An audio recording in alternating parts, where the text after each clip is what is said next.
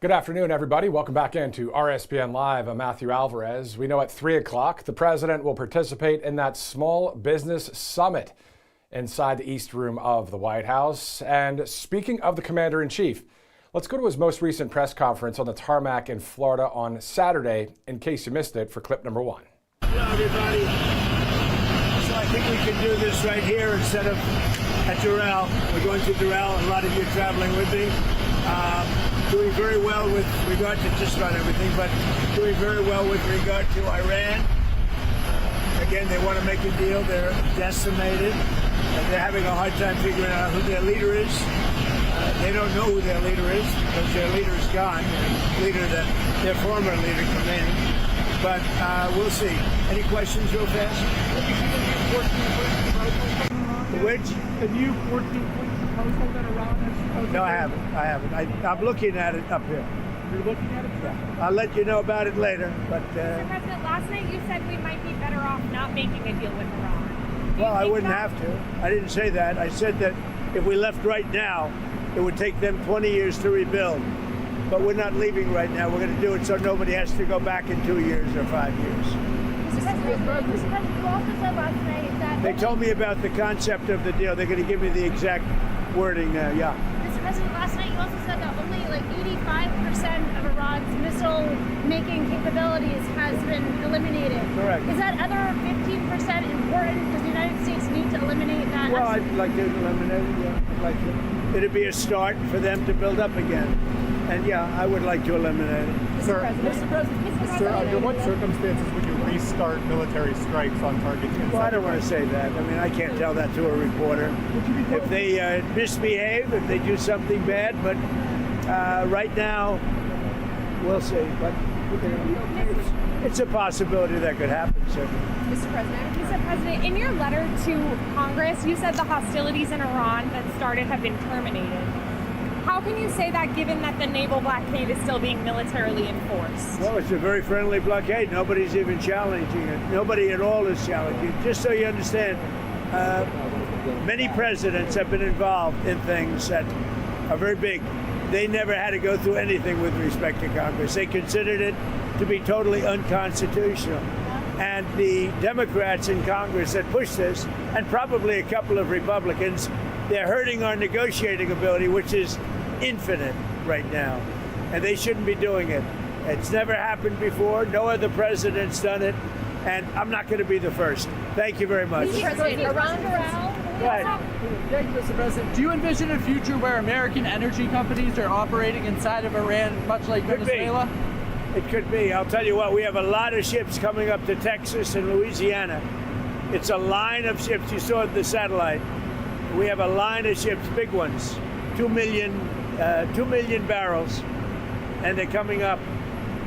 I mean, literally hundreds of ships are in line to go to Texas. I mean, they're already started. But we're selling a lot of oil. A lot of oil. Mr. President, why is the U.S. removing troops from Germany? Why is the U.S. removing troops from Germany? We're going to cut way down, and we're cutting a lot further than 5,000. Thank you very much. When is enough with Iran? All right, so the president on the tarmac in Florida just the other day. And as many know, last week the Royals were in Washington, D.C. for that 4-day state visit. Here are some highlights from 1600 Pennsylvania Avenue.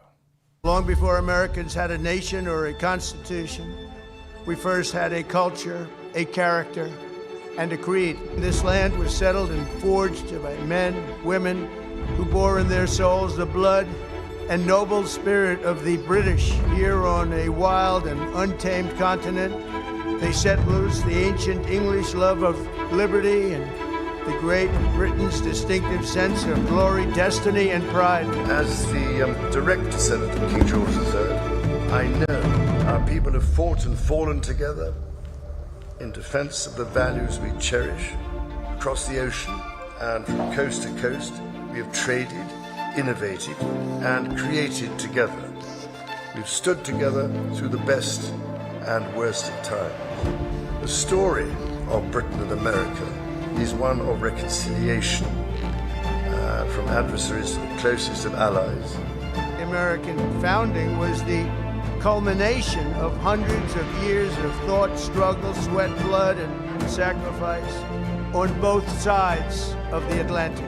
American patriots today can sing, "My country, 'tis of thee, sweet land of liberty," only because our colonial ancestors first sang, "God save the King." On the eve of our 250th year of cherished independence, we turn to the sovereign embodiment of our British heritage and say sincerely thank you to our friends, the United Kingdom, for the richest inheritance that any nation has ever given to another. May our two countries stand together forever for liberty, for justice, and for the glory of God.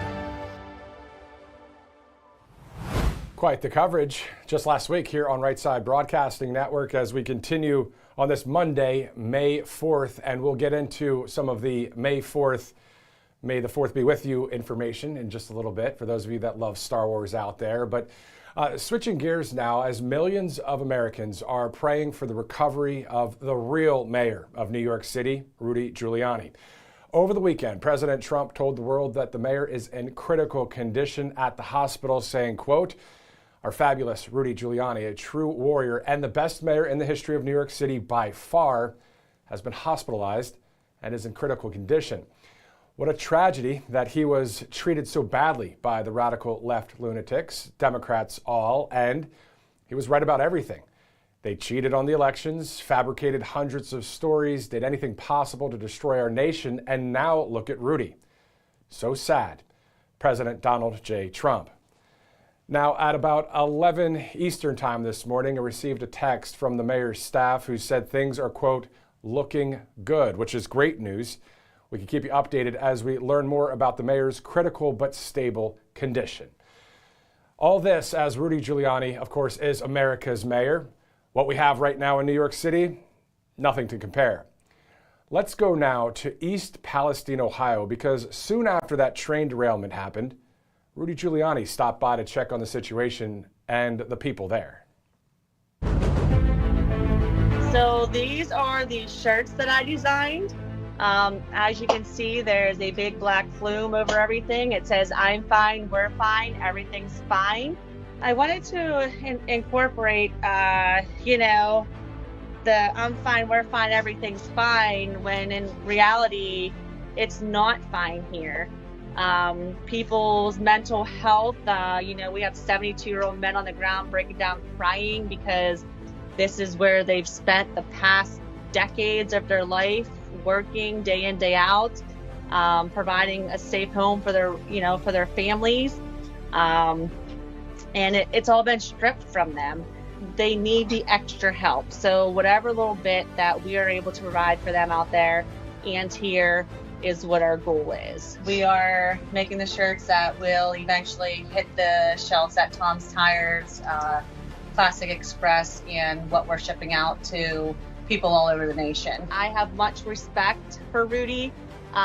He didn't just take the hoodie that was handed to him and, hand it off to one of his bystanders. He actually comforted, held that hoodie in his arms, and having somebody like that actually care kind of brings light that, these agencies are going to have to keep coming to help these people out. Basically, this is something that we're being told by not only toxicologists, but hydrologists, that this is not going away anytime soon. This is definitely something that these residents will be living with for the rest of our lives.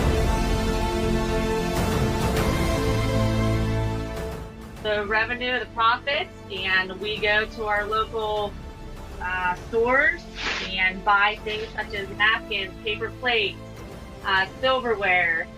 I have, just a small little printing shop in my basement. It's the least I could do to help bring something positive back into the community.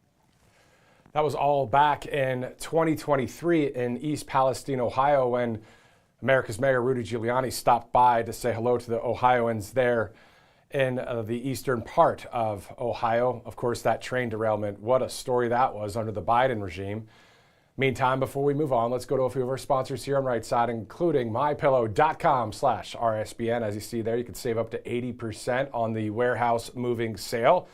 A ton of great products, as many of you know, because a lot of you, I believe, have these products. We've met a lot of people out there over the years in various rallies and events, and I remember covering a rally in Texas, and we interviewed Mike Lindell, and after interviewing Mike, he goes down and talks to all of the people. Everybody's yelling his name and wanting to take pictures with him. I remember one guy saying, I love the bed sheets, or I love the towels and all that. So we know a lot of people have these products, and if you want to get a few new ones, or maybe you've never tried anything with MyPillow, give it a shot. mypillow.com/RSBN. Also, if you'd like to donate to Right Side, all you have to do is go to rsbnetwork.com/donate to help. rsbnetwork.com/donate as we grow, as we expand, as we cover conservative news here in, at least news that is from the conservative perspective. We'll still report on what's going on out there, but we're definitely on the right side of history. And just like many of you watching, and hopefully everybody watching, is here at Right Side. So rsbnetwork.com/donate. Coming up, we're going to talk more about the great America's Mayor, Rudy Giuliani, again in critical but stable condition at last check.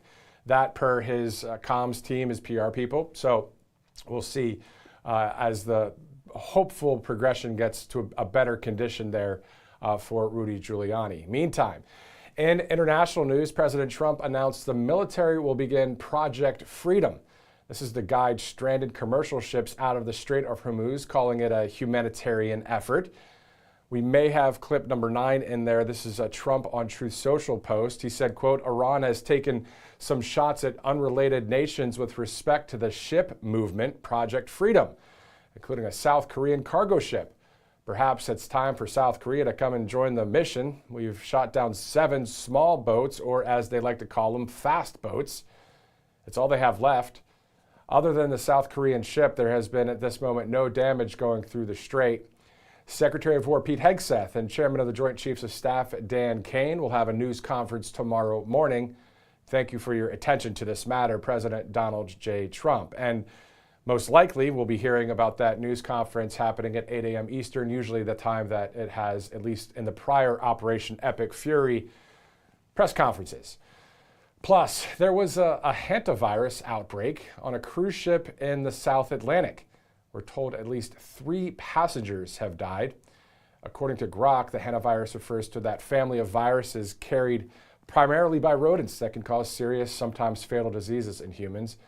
Researchers say the virus is more predominant in Asian and European countries. Also, 2 U.S. service members are missing during a military exercise in Morocco. Reached out to our contacts there at the Pentagon for the latest on the situation there. Once we hear back, we can report to you. Topping our headlines in the nation's capital, really one, outside of course, the president and today's events and all the things that are happening at the White House, but on Capitol Hill, the Save America Act, as far as I see it, has been stalled in the U.S. Senate. I don't see much talk about it. Hopefully they will. We'll cover it if they do. All I have to do is pass it and get President Trump to sign it, and then it will become law in the United States of America. Meantime, Secretary of War Pete Hegseth not only has defended our country as a member of the military, he also had to defend his faith on Capitol Hill recently. Let's go to clip number 5. Intense interest in Christianity, in nationalism, and in not recognizing the talents of women and non-white gentlemen, and that's the wrong direction. I don't know what you're insinuating, Senator, but I am not ashamed of my faith in Jesus Christ. Well, you shouldn't be and ashamed. If you want to shame me for it, go ahead. Yeah, Mr. Reed, hello. Sometimes I sneeze and answer just as a joke sometimes. I won't do it the best on camera right now, but woke mind virus, excuse me. Oh, man. I mean, Mr. Reed, come on, buddy. Just let him go. It's his faith, you know what I mean? On a much lighter note this afternoon, as we await the president, if there are a couple things Americans really love, it's freedom and their furry friends. I received a text this morning from a friend of the family saying that her lab named Freedom is turning 12 today. So we'll look at some photos of Freedom as a pup and now 12 years later. Freedom is a great pup that his dad, his dad was a chief master sergeant in the military. I believe we have those photos, guys, no? There we go, there's Freedom. This was when he was just a pup, and then now if we look at him when he was 12 years old, that's today. And his name's Freedom, awesome stuff. Again, his mom is a great person and a patriot up there in Pennsylvania. So Ann, if you're watching, thanks so much for sending this photo to me this morning. America, patriotism, dogs, that's all good stuff, right? We love it here at Right Side Broadcasting Network. So maybe actually feedback at rsbn.tv if you want to send in some of your patriotic pups out there. Maybe we'll put them on the network as we're covering a lot of news out there, including the critical but stable condition for Mayor Rudolph Giuliani. So we're going to keep our eyes on that story as well. And to talk about New York City some more, let's go to the Staten Island Young Republican Club president. Robert Burkehead joins us right now. Robert, thanks so much for joining us here on Right Side.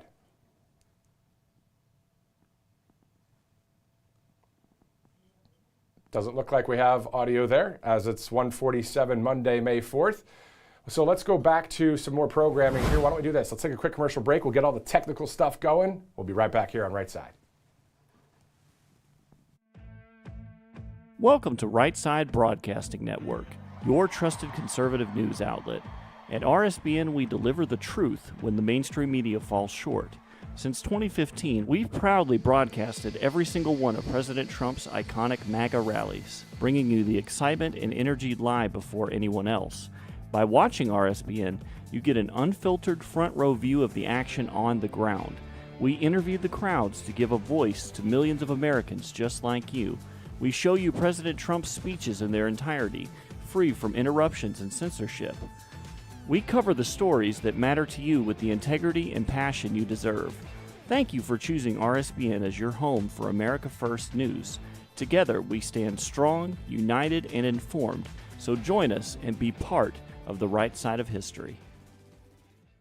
Hey y'all, it's Silk from Diamond and Silk Chit Chat Live. Look, don't forget to watch my show right here at Right Side Broadcasting Network, and I want you to support Right Side Broadcasting Network. It's imperative that you do so, okay?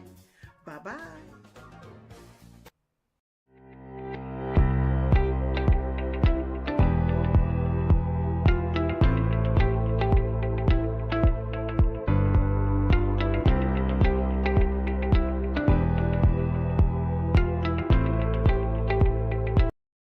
All right, welcome back to Right Side Broadcasting Network. Let's go to New York right now. Robert Burkehead, the president of the Staten Island Young Republican Club. Thanks again for joining us, Robert. Thank you for having me. Definitely. Let's talk about the fake mayor, or the mayor that isn't getting the respect that, Mayor Rudolph Giuliani received in New York. Let's talk about Mamdani. How's it going in New York right now?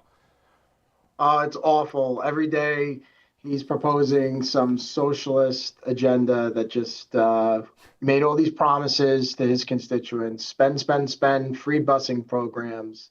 He announced the other day they're going to spend $39 million on a city-run grocery store that's not going to be ready until I think his tenure is over. It's just unbelievable what this gentleman is proposing compared to a Rudolph Giuliani who led us in unprecedented times during 9/11, 50% reduction in crime, booming economy, kept the city safe. I mean, it's night and day compared to these two individuals. Can't even compare it. Exactly. I mean, Mayor Rudy, he was all about and is all about law and order. And yeah, going through what New York went through, what the country went through, and in some cases the world went through with that attack on 9/11. When we talk about Mamdani, though, wasn't it the other day that he was saying that he needs a bailout from Kathy Hochul and the state? I thought he had all the money to take care of everything. False promises, fake agenda. He was all about clickbaits, and he continues to do these videos on a daily basis, which nobody wants to see anymore. People want you to govern. People want safe streets, low taxes, affordability. That's all he promised, affordability. All he's done is raise the price of affordability. And of course, they blame everybody else. And now he's coming and asking the state, blaming the state for their shortcomings, which they haven't passed the budget yet. Again, Democratic controlled majority over the state government. and city government. It just goes to show you they're incompetent. And, he certainly forgets about Staten Island. He really botched us with the snowstorms, garbage pickups after the snowstorms. He left us out of a 2K program when he initially announced for children and new universal programs to help parents have after school and programs for the kids in school. Left Staten Island completely out of it. And so, yeah, it's just more empty promises. And I think people are really starting to have buyer's remorse. I would think so. I mean, you're looking at higher crime, higher illegal drug usage, all the things that you're seeing out there.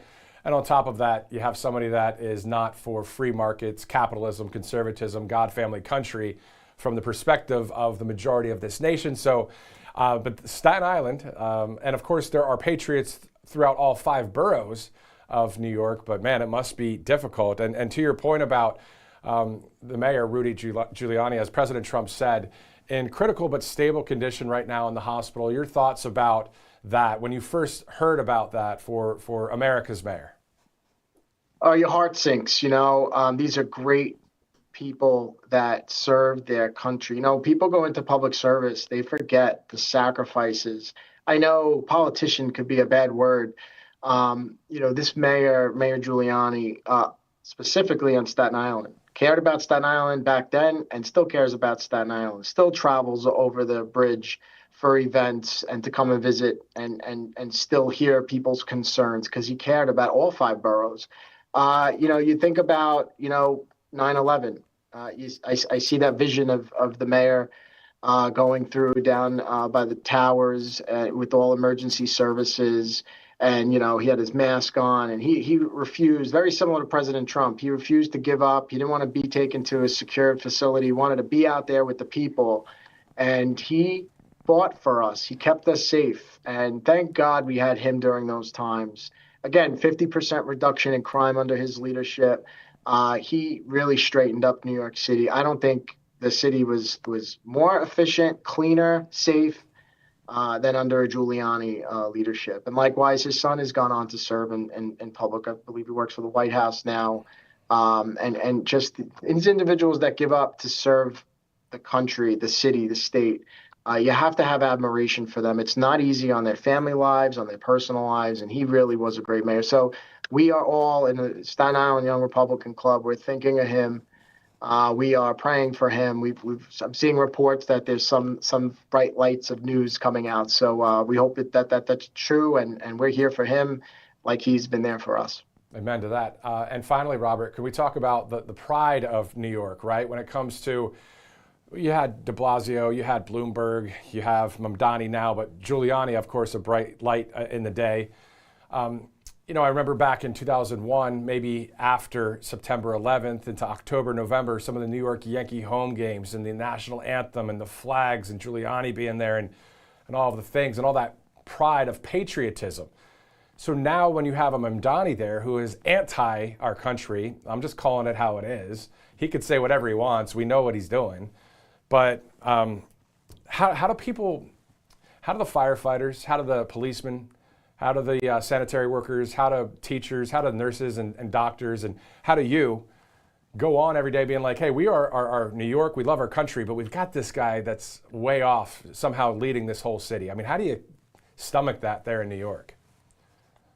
You look at your children. I look at my children and I say, I want to be better than I was yesterday. And no matter what negative forces enter into our lives or try to bring down the spirit of what New York City is, I'm not going to let it happen. And it's the same tenacity. Look, President Trump lost the election, so they say, in 2020. And he came back and he did not give up. He was shot at, came back, not give up. We had planes hit our towers, knocked down. And here you have the mayor on the ground, breathing all that bad stuff in, making sure his city was okay. So it's not easy, but I think sometimes, going through tough times, I think there's always light at the end of the tunnel. In the darkest times, there's always light at the end. And, I think, especially for Staten Islanders, I mean, we have always elected officials that represent us, that hold our values to be number one. And those it's common sense values. And I just think, I think we need to continue fighting. We did lose New York Yankee great. You mentioned the Yankees, John Sterling today. Again, these people were monumental in our lives growing up. They were the foundation of our city, our boroughs. And so we don't want to let those figures down. We don't want to let Rudy down. We don't want to let John Sterling down, the Yankees down, New York down, or the president down. And so we're going to continue to fight. We're going to carry on their visions for the country, the city, the state. We're going to build our youth. We're going to continue to educate them. People go to college, they get mind warped in some of these facilities, and then they get a paycheck and they say, wow, where's all my money going? Well, now it's going to Mayor Mondami's pet projects that make no sense. And so people are starting to wake up and they want their money to work for them, their families, and their livelihoods to get better. Government needs to step out of the way, and we need to lead the way for the future. So that's how we deal with it every day. We're going to continue to fight. Couldn't say it better. That's perfect, Robert. And a shout out to those of you maybe watching on Long Island or in upstate New York, the Patriots in that Empire State. Robert Burkehead, thank you again, the president of the Staten Island Young Republican Club. We'll talk to you later. Thank you, sir. Thank you. All right, we're approaching that 2 o'clock hour. Great to speak with Robert there in New York, New York. All right, let's go to a few of our sponsors before we continue on here live on Right Side Broadcasting Network, including, as you see there, All Family Pharmacy. Specifically, when it comes to healthcare, people are looking for something simple: access, control, and peace of mind. Isn't that a good one to have? And right now, that's not always easy to get. You've probably experienced it: long wait times and packed waiting rooms, dealing with insurance and still not getting what you need when you need it. That's why more Americans are turning to All Family Pharmacy. They've built a system that's simple, safe, and secure. It's simple. You go online, choose what you need, and fill out a short medical form. It's safe. A licensed doctor reviews your request and prescribes if appropriate, and it's secure. Your information and transactions are protected from start to finish. They offer access to more than 400 prescription medications, from everyday maintenance meds to antibiotics, antivirals, ivermectin, mebendazole, NAD+, and more, all shipped directly to your door. So there's no confusion, no delays. Just a better way to get what you need. Go to allfamilypharmacy.com/RSBN and use code RSBN10 to save 10%. Again, there's that website at the bottom, allfamilypharmacy.com/RSBN. And at checkout, use the RSBN10 promo code. Let's also go to Birch Gold Group. And, it's interesting with Birch Gold Group because a commodity, of course, is gold, a limited commodity. They mine it out of the ground, and when it's gone, it's gone. Governments can't just print more of it, and that's why everyone from central banks to savvy savers are diversifying with gold. Now, for details and a free information kit on diversifying into gold, all you have to do is text Trump to the number 989898. Birch Gold, of course, can help you convert an existing IRA or 401k to a tax-sheltered IRA in physical gold. So that's the information right there. We'll be talking a lot more about Birch Gold Group in a little bit and sharing those details with you as you text Trump to 989898. All right, we're about a couple minutes away from the top of the hour there. Let's go to our next live interview here on Right Side Broadcasting Network. We're going to go all the way to the great state of Pennsylvania, where Pennsylvania State Senator and military veteran Doug Mastriano joins us. Thank you so much, sir, for joining us. Thank you, Matt. I agree with your previous guests here. I met Rudy Giuliani the first time at the Gettysburg voting integrity hearing back on the 25th of November 2020, and he's a good man. I'm sorry to hear this. Yeah, exactly. And I remember attending one of the events that you were hosting in Pennsylvania, and the late, great Bernie Kerik was speaking at your event. So the connection of America's mayor, Bernie Kerik, yourself at the time running for governor, you guys are all great patriots. What is it like for you when you think of 9/11, when you think of New York City, when you think of Mayor Giuliani, Bernie Kerik, and the whole list of people that are on the right side of history? Yeah, we all remember where we were when the planes hit the building, the World Trade Center, and it was a dark time, a lot of uncertainty. I was in the Army. I was a major back then. I knew we were going to go to war with somebody once we figured out who. But then there was 3 points of light in that dark time. One was Donald Trump, who came out and was on scene, and also Rudy Giuliani and Bernie Kerik. And the three of them gave a lot of hope to the nation. The leadership that Rudy Giuliani demonstrated in the darkest time, he could have been holed up in the emergency center directing operations, but he was on the ground inspiring people. anyone who went down there, like you mentioned before, they risked their lives by breathing those toxins in that were floating in the air when the buildings came down. And he's a real hero, and we're praying for him. Exactly. And can you talk to us more about that with the strong leadership, to your point, Donald Trump, the mogul, of course, the real estate mogul, and obviously everybody knows who he is, goes down there, Bernie Kerik and Rudy Giuliani. It's in those times that are horrible, you have to have somebody that has it all together. And let's talk about that moving forward for our country as well. Yeah, these modern times, Matthew, we just don't see that kind of leadership. And we saw what kind of men the three of them were in this triumvirate of leadership there. Donald Trump, using his platform and his notoriety to really drawing attention to the suffering and stepping in and doing something about it. Mayor Rudy Giuliani, bringing order out of the chaos there and organizing the relief and the efforts here to recover folks as well.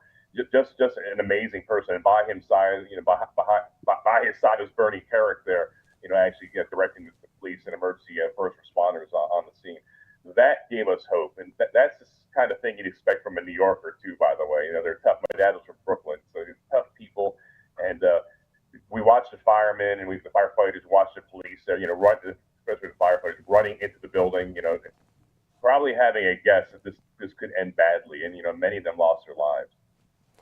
I remember it, and I remember, years later working in New York City and talking to some of the various photographers, camera people, just what it was like there. To your point about the mayor, I remember, let's go to 2020. I mean, I know he was having that press conference talking about the election. I know that you were on this network a whole ton back in the day. So let's look at it from the election perspective. What was it like to see the mayor on the right side of history calling it out as to what it was, a rigged election?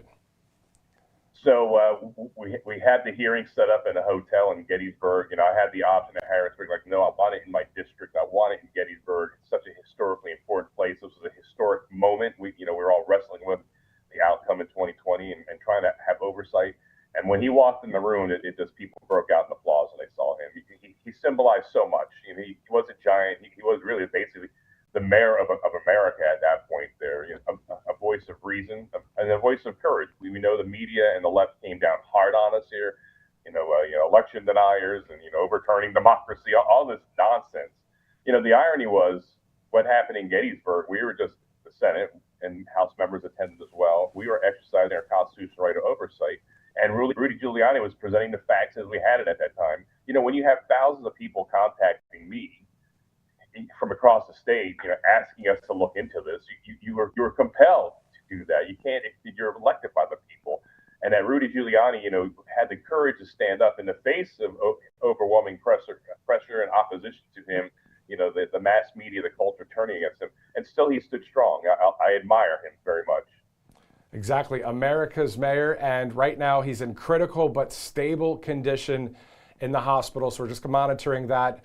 Senator Mastriano, thanks again for joining us. Before I let you go, can we talk about Pennsylvania quickly? What are some of the things Pennsylvanians, the 12 million people there, I know a lot of the state's red and a lot of people are on the right side of history, but what's going on there specifically in the Commonwealth? There's several issues here, but right now, of course, gas prices because of the war, but it's still lower than it was under Joe Biden, by the by. But I'm demanding that the governor suspend the gas tax. We have one of the highest gas taxes in nations, and if we suspend that, let's say for 100 days to get us through this crisis in the Middle East, that would take 58 cents off every gallon. So every time you go to the pump, if you have a truck or SUV, you're going to save $10. It's not a drop in the bucket. You have multiple cars in the family, over a month, maybe you'll save $100 or something. I don't know. But we're demanding the governor do something about it and stop running around jet setting on his book tours and flying state assets around for dubious, if not campaign events. And we just want action. We're tired of the politics and the talk. Politicians and talk.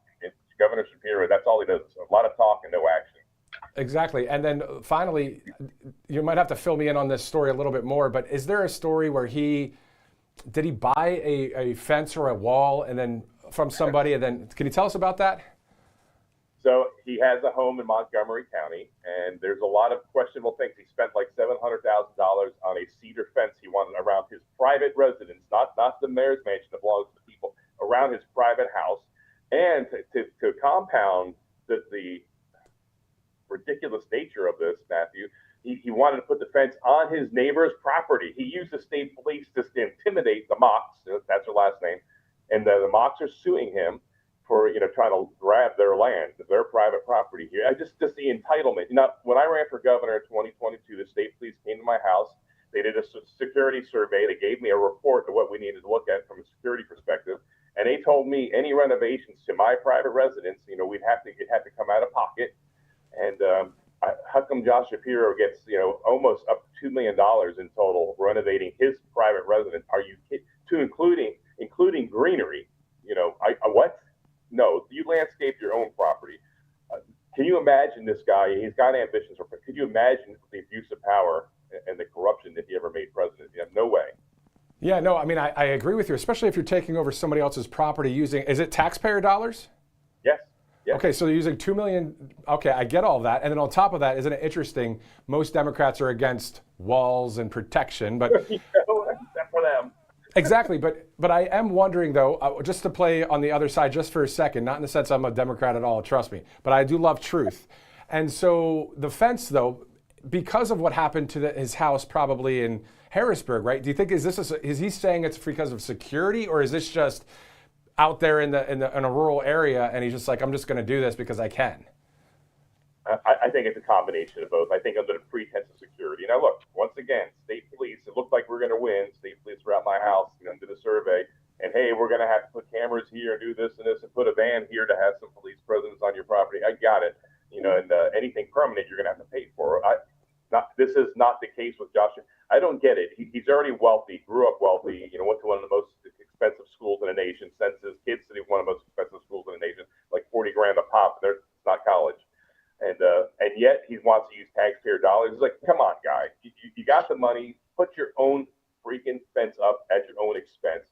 There was so much outrage that they finally gave this fancy cedar fence to the state police to do something with, but it was already paid for by taxpayer dollars. But, where is the outrage? Check this out, Matthew. So they went through the left, the Inquirer, and the other radical left-wing media outlets, most of which are Pennsylvania, very, very corrupt and left-wing. They went through my financials, and everyone who donated to me, they kind of scrutinized them. And one guy gave $500. Come to find out, he was posting anti-Semitic stuff. It made the Inquirer front page kind of thing. I returned the money. Norfolk Southern gave me $500. I didn't know. I returned the money. The famous derailment and uncontrolled burnout in Western PA and Eastern Ohio. And then come to find out, we have $2 million donated to Josh Shapiro by Reid Hoffman, who's mentioned over 2,000 times in the Epstein files. Where is the outrage? He should return that's potentially pedo money. Return the money, Josh. But the media, of course, this is their boy, and they look the other way. Wow. Well, that's some news right there. I mean, obviously we have a nation to cover here at Right Side, but specifically that story, that money from Reid Hoffman. Wow, that is now I can understand. And on top of that, the fact that the fence is going to go in somebody else's yard. It's like, come on, this is my property. What are you doing here? Man, that's quite the story there. Doug Mastriano, the state senator there. Thank you again for your service to our country. Thank you for being a true patriot. We love you, man. Thank you so much. Love you back. Take care, brother. Thanks, man. Yeah, great person there. And of course, remember the state senator on Right Side Broadcasting Network a lot back in 2020, man. It was a lot of coverage. You remember those days. But we are 6 years later, and here we are Monday, May 4th. Let's go to a few of our sponsors here on Right Side, including Kalshi.com/RSBN. You can use the QR code if you'd like. You can download the app if you'd like. Also, you can go to Kalshi.com/RSBN. A ton of trending political topics that people are betting or trading or just checking out the polls on. But there's more than politics. There's general news, there's weather, there's sports, science, technology, music, movies, all the things. So all you have to do is go to Kalshi.com, check it out. Makes me think about, actually, I'm sure the Kentucky Derby, there's plenty of stuff going on with Kalshi. I don't know if you saw the video of is it called Golden Tempo? I don't remember the name of the horse that won. I didn't get to watch it. I was preoccupied with other things. But the reaction of the owner of that horse, I don't know if you saw that. If you get a chance, watch how she reacts while that horse wins that race. Anyway, Kalshi.com. Let's go to our next sponsor here on Right Side Broadcasting Network. As you see there, Cove Pier. You've heard us talk about Cove Pier before, and if those water scares in Flint, Michigan, and East Palestine, Ohio weren't enough to get you to make the switch, well, This might. More than 176 million Americans are drinking tap water with PFAs in it. They're the man-made chemicals used in food packaging, non-stick cookware, firefighting foam. Scientists call them forever chemicals because once they're in your body, they stay there, they don't break down, and they're linked to hormone disruption, immune damage, and increased cancer risk. But here's the part that's making a number of people upset, because the EPA, they set legal limits for PFAs in drinking water back in 2024, but water systems have until 2031 to comply. So that's a whole 5 years from now.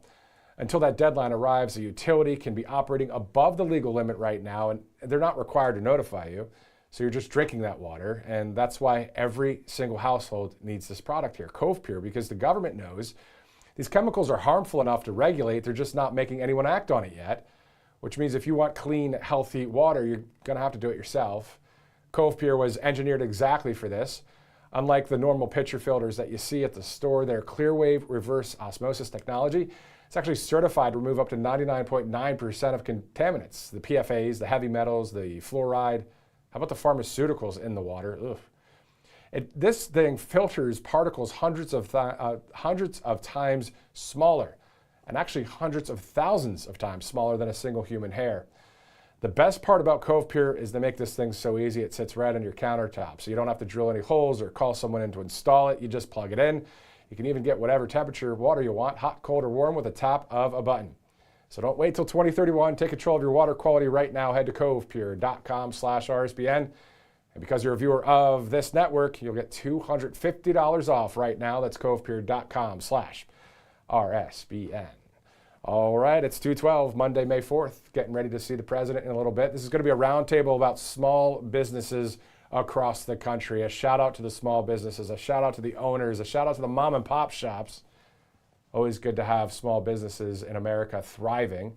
A huge percentage of our GDP. We'll get to all that in just a bit. I'm Matthew Alvarez. This is RSBN Live. We'll be right back. Welcome to Right Side Broadcasting Network, your trusted conservative news outlet. At RSBN, we deliver the truth when the mainstream media falls short. Since 2015, we've proudly broadcasted every single one of President Trump's iconic MAGA rallies, bringing you the excitement and energy live before anyone else. By watching RSBN, you get an unfiltered front row view of the action on the ground. We interview the crowds to give a voice to millions of Americans just like you. We show you President Trump's speeches in their entirety, free from interruptions and censorship. We cover the stories that matter to you with the integrity and passion you deserve. Thank you for choosing RSBN as your home for America First News. Together, we stand strong, united, and informed. So join us and be part of the right side of history.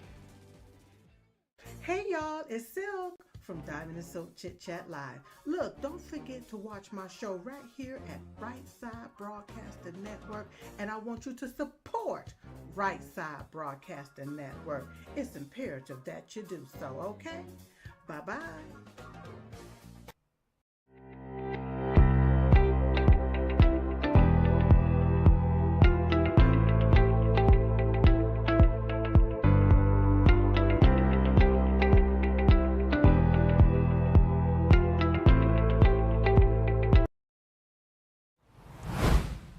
Welcome back to Right Side Broadcasting Network. Let's go to Arlington, Virginia, as there was a Pentagon ceremony this morning hosted by Secretary of War Pete Hegseth.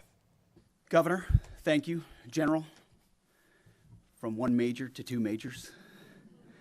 It's great to see you both. Senator, thank you. Mr. Chairman, up and down the line here, I just see great Americans.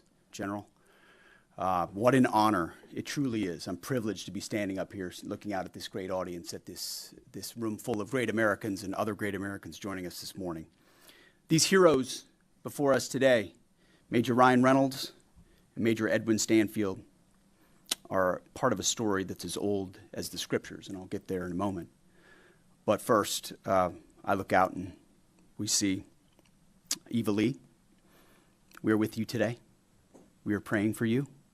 We are praying for your daughter, Sarah, what she gave for this nation. She is not forgotten. She is not forgotten today. She's not forgotten any day.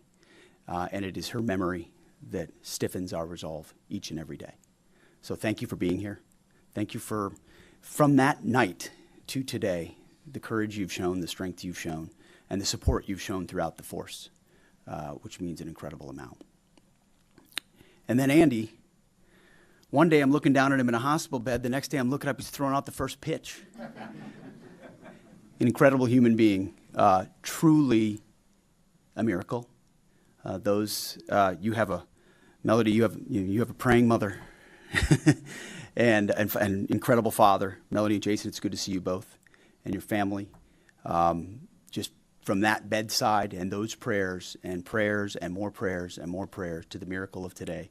What an honor it is to see you again, be with you again. So many great things in front of you. And again, it's the moments that day that are the reason we're here. A wounded American, a lost American, yet the display of heroism. So before I continue, I do want to, in memory of Specialist Sarah Beckstrom, I'd like to do a moment of silent prayer, if you would.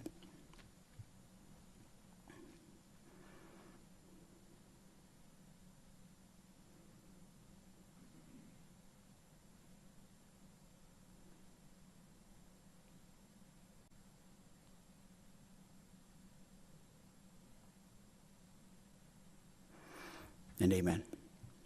You mentioned a story as old as the scriptures. When the people of Keilah were under attack by the Philistine army, their harvest being stolen from them, the people living in fear, the Lord said to David, "Save Keilah." David and his men were wary, and he asked the Lord what he should do. And the Lord said, "Arise, and I will hand the Philistines to you." So David and his men answered the call, and they went. They fought the Philistines, wounded and killed them, and saved the people of Keilah. These heroes before us today, they're also part of the story that played out on our rugged frontier. When the citizens of Dodge City, Kansas, were being terrorized, pillaged, and shot by marauders, a tough 30-year-old frontier marshal named Earp answered the call. He chased the attackers out of town, and during a midnight pursuit across the Arkansas River, downed the ringleader. There's a line about those days in the West that says, "You cannot submit to evil without allowing evil to grow. Each time the good are defeated, or each time they yield, they only cause the forces of evil to grow stronger." These heroes before us today, they're part of the story that unfolded 47 years ago in a place called Tehran. The 52 American hostages taken by Iranian terrorists for 444 days. When their captors demanded they denounce America, they refused. In defiance, one American wrote on the wall of his cell, "Long live the red, white, and blue." And so, the two heroes before us today, their particular story culminates on the corner of 17th and I Streets in our nation's capital. A city that when the guardsmen were deployed wasn't so different from that place in the Old Testament, or the American frontier, or Tehran. Lawless streets racked by gangs and bloodthirsty criminals. These guardsmen, then and today, made our capital safe. So on a tranquil day, the day before Thanksgiving, there stood these two Americans, but these two here, guarding our nation. After service in the Middle East, Afghanistan, and on the border with Mexico, their dedication to and love for this country brought them here to this city, our nation's capital, to protect American citizens. It was a criminal alien terrorist bent on murder and destruction that had journeyed to our capital. He raised a stolen gun against our National Guardsmen. A brave soldier and a brave airman, both born in Maryland but forged, as was mentioned, I think there's a lot of West Virginia in there. Forged in West Virginia, they pushed forward. They neutralized the threat. They moved civilians to safety. So you see, these heroes are part of humanity's oldest story. Good versus evil. Courage versus cowardice. Fight versus flight. They chose good that day. And we know what side this soldier and airmen are on, the side of the United States of America, the red, white, and blue. Major Reynolds and Stanfield, you are the essence of what General Patton called, quote, the real hero, the warrior who never lets his fear of death overpower his honor, his sense of duty to his country, and his innate manhood. Congratulations. Thank you for your courage that day. Thank you for your service to this nation. Thank you for the example that it sets to the country and to the world. When in that moment, you could have made a number of different choices. I watched the tape, everybody else watched the tape. An impossible situation, almost unforeseen, unfolding in a matter of seconds. Yes, there's training. Yes, there's instinct. There's a lot of things, but ultimately there's a choice, and you chose action. You chose courage over fear.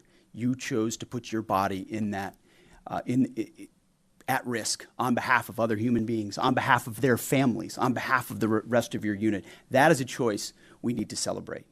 That is an action we need to honor. That's why today we want to recognize you before the nation and ensure the nation understands that these are the types of Americans we should be celebrating and emulating. The types of people I want my kids looking up to and knowing your name, not the names of celebrities or TV hosts, but the names of heroes, the names of men who put it all on the line when it mattered the most. And so we thank God for you. We thank God for the lives you saved. We thank God for the lives you protected. And we thank God for your lives and all that God weaved into your life to bring you to that moment, writing a more beautiful story than we could have ever conceived of. So God bless you. And how about we pin some medals on these guys? Thank you.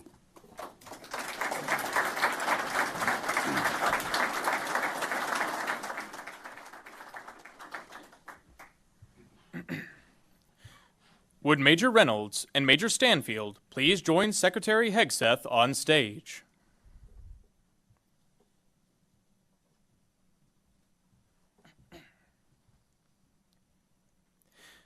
Major Reynolds, please step forward.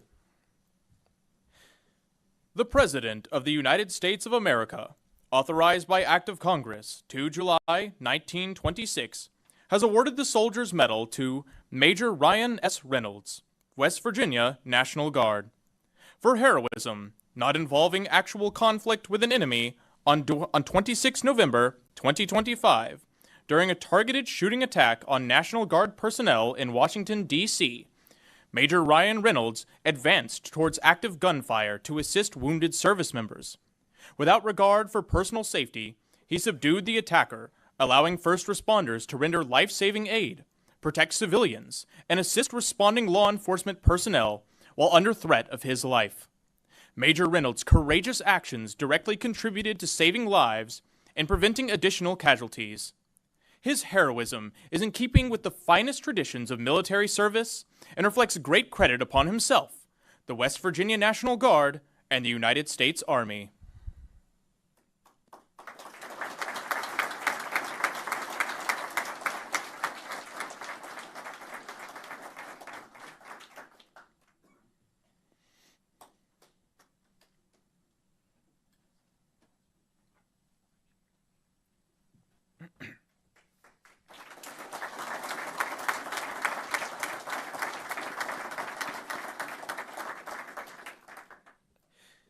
Major Stanfield, please step forward.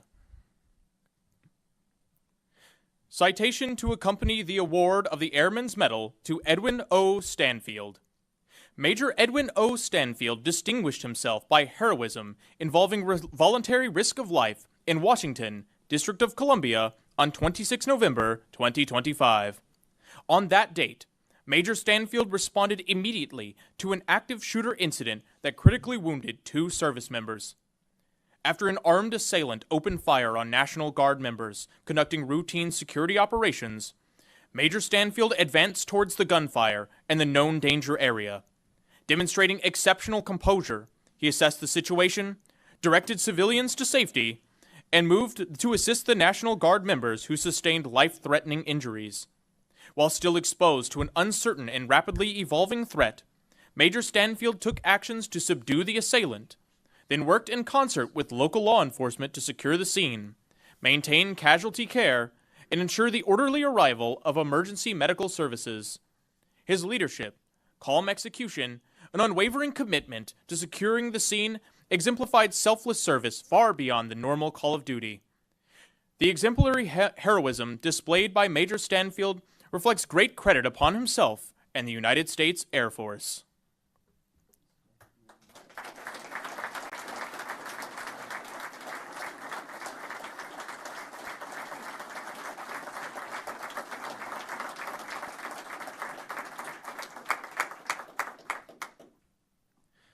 Thank you, Mr. Secretary.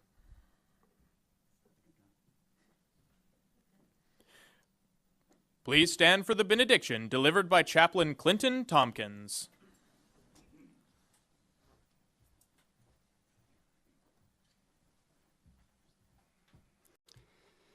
Please pray with me. Heavenly Father, as we conclude this ceremony, it is my prayer that the legacy of these two men are forever honored. Oh God, it is in times like these, as we honor and recognize these heroic acts, that I am reminded of why heroism was warranted. It was warranted due to the evil in this world. We are reminded of how far humanity can be from the cross, but still yet how close the cross is to humanity. All due to your faithfulness, O God. Lord, we ask your many blessings upon these men, their families, all of our service members, and our great nation. In Jesus' name I pray. Amen. Quite the event there at the Pentagon. We're going to get back to some more information from the Pentagon on the two missing soldiers, or the two missing servicemen out there in Morocco. We'll go to that in just a second. Before we do, let's go to a few of our sponsors here on Right Side, including All Family Pharmacy. As you see there, specifically when it comes to healthcare, people are looking for something simple: access, control, and peace of mind. And right now, that's not always easy to get. You've probably experienced it: long wait times, packed waiting rooms, dealing with insurance, and still not getting what you need when you need it. That's why more Americans are simply turning to All Family Pharmacy. They've built a system that's simple, safe, and secure. It's simple. You go online, choose what you need, and fill out a short medical form. It's safe. A licensed doctor reviews your request and prescribes if appropriate, and it's secure. Your information and transactions are protected from start to finish. And they offer access to more than 400 prescription medications, from everyday maintenance medications to antibiotics, antivirals, ivermectin, mebendazole, NAD+, and more. And it's all shipped directly to your door. No confusion, no delays, just a better way to get what you need. Go to allfamilypharmacy.com/RSBN, and at checkout, use the RSBN 10 promo code to get that 10% off. Again, that's allfamilypharmacy.com/RSBN. Also, Birch Gold Group, when there are supply constraints on commodities, prices surge. You saw it with the fuel prices when the Strait of Hormuz was blockaded. And you know what else is a limited commodity? Gold. They mine it out of the ground, and when it's gone, it's gone. Governments can't just print more of it, and that's why everyone from central banks to savvy savers are diversifying with gold. Now, if you've been thinking about it for years but still have never moved some of your savings into physical gold, Birch Gold Group is who we trust to help you. Now, through May 29th, Birch Gold is giving a first-time gold buyer a rebate of up to $10,000 on qualifying purchases. For details and a free information kit on diversifying into gold, all you have to do is text Trump to the number you see there on your screen, 989898. Birch Gold can actually help you convert an existing IRA or 401k into a tax-sheltered IRA in physical gold. Text Trump to the number you see there, 989898, to see if you qualify for a first-time gold buyer rebate of up to $10,000. Text Trump to 989898. Great sponsors here on Right Side. It's approaching the bottom of the hour there, 2:30 Eastern Time. Let's go over some of the international news headlines that we're seeing out there. Of course, President Trump announced the military will begin Project Freedom to guide stranded commercial ships out of the Strait of Hormuz, calling this a humanitarian effort, of course. President Trump also saying on Truth Social for Clip 9, Iran has taken some shots at unrelated nations with respect to the ship movement, Project Freedom. including a South Korean cargo ship. Perhaps it's time for South Korea to come and join the mission. We've shot down 7 small boats, or as they like to call them, fast boats. It's all they have left. Other than the South Korean ship, there has been, at this moment, no damage going through the strait. Secretary of War Pete Hegseth and Chairman of the Joint Chiefs of Staff Dan Kane will have a news conference tomorrow morning. Thank you for your attention to this matter, President Donald J. Trump. Of course, those news conferences usually at about 8 a.m. from the Pentagon. Plus, as you may have heard, there was a hantavirus outbreak on a cruise ship in South Atlantic. The company, a Dutch-based company, we're told at least 3 passengers have died. This is the hantavirus outbreak that happened on a cruise ship. So we're monitoring that story. Also, 2 U.S. service members are missing during military exercises in Morocco. A Department of War official tells RSBN this incident is not related to terrorism. This remains an active search and rescue operation, and our focus is on locating the missing soldiers. Here are some of the additional details, as I believe we have a little bit of a map for Morocco. U.S. and Moroccan forces are conducting coordinated search and rescue operations after 2 U.S. Army soldiers participating in African Lion 2026 were reported missing on May 2nd, 2026. The 2 soldiers were last seen near Ocean Cliffs in the vicinity of the Cap Dra training area during scheduled training. When they did not return as expected, U.S. and Moroccan personnel immediately initiated a joint search effort. Now, initial reports, this all per the Department of War, reports indicate the 2 soldiers may have fallen into the ocean. The multinational search effort includes ground teams, aerial assets, and maritime elements from the Moroccan Royal Armed Forces, the U.S. Armed Forces, and other African Lion participants. So search and rescue operations continue there. So again, 2 U.S. service members missing at this hour off of the coast of Morocco, it looks like at this point, that from the Department of War. Let's go to a few of our sponsors. In the meantime, let's go to Kalshi.com/RSBN. A lot of political trending topics on there. When will the Strait of Hormuz be fully opened? Or finally, the one question that people were putting money on the line or just checking out the polls, they were saying, when's the DHS partial government shutdown going to stop? Well, finally it did. So there's a lot of different questions on there and topics that you can check out, from sports to faith to all sorts of stuff. So just go to the QR code that you see on your screen, or Kalshi.com/RSBN, or you can go ahead and download the app, Kalshi app, on your app store. Let's go to a few of our other sponsors here, CovePure.com/RSBN. You've heard us talk about Cove Pure before, and if the water scares in Flint and East Palestine weren't enough to get you to make the switch, well, this might, because more than 176 million Americans are drinking tap water with PFAs in it. They're the man-made chemicals used in food packaging, nonstick cookware, firefighting foam. Scientists are saying, hey, these are forever chemicals because once they're in your body, they stay there.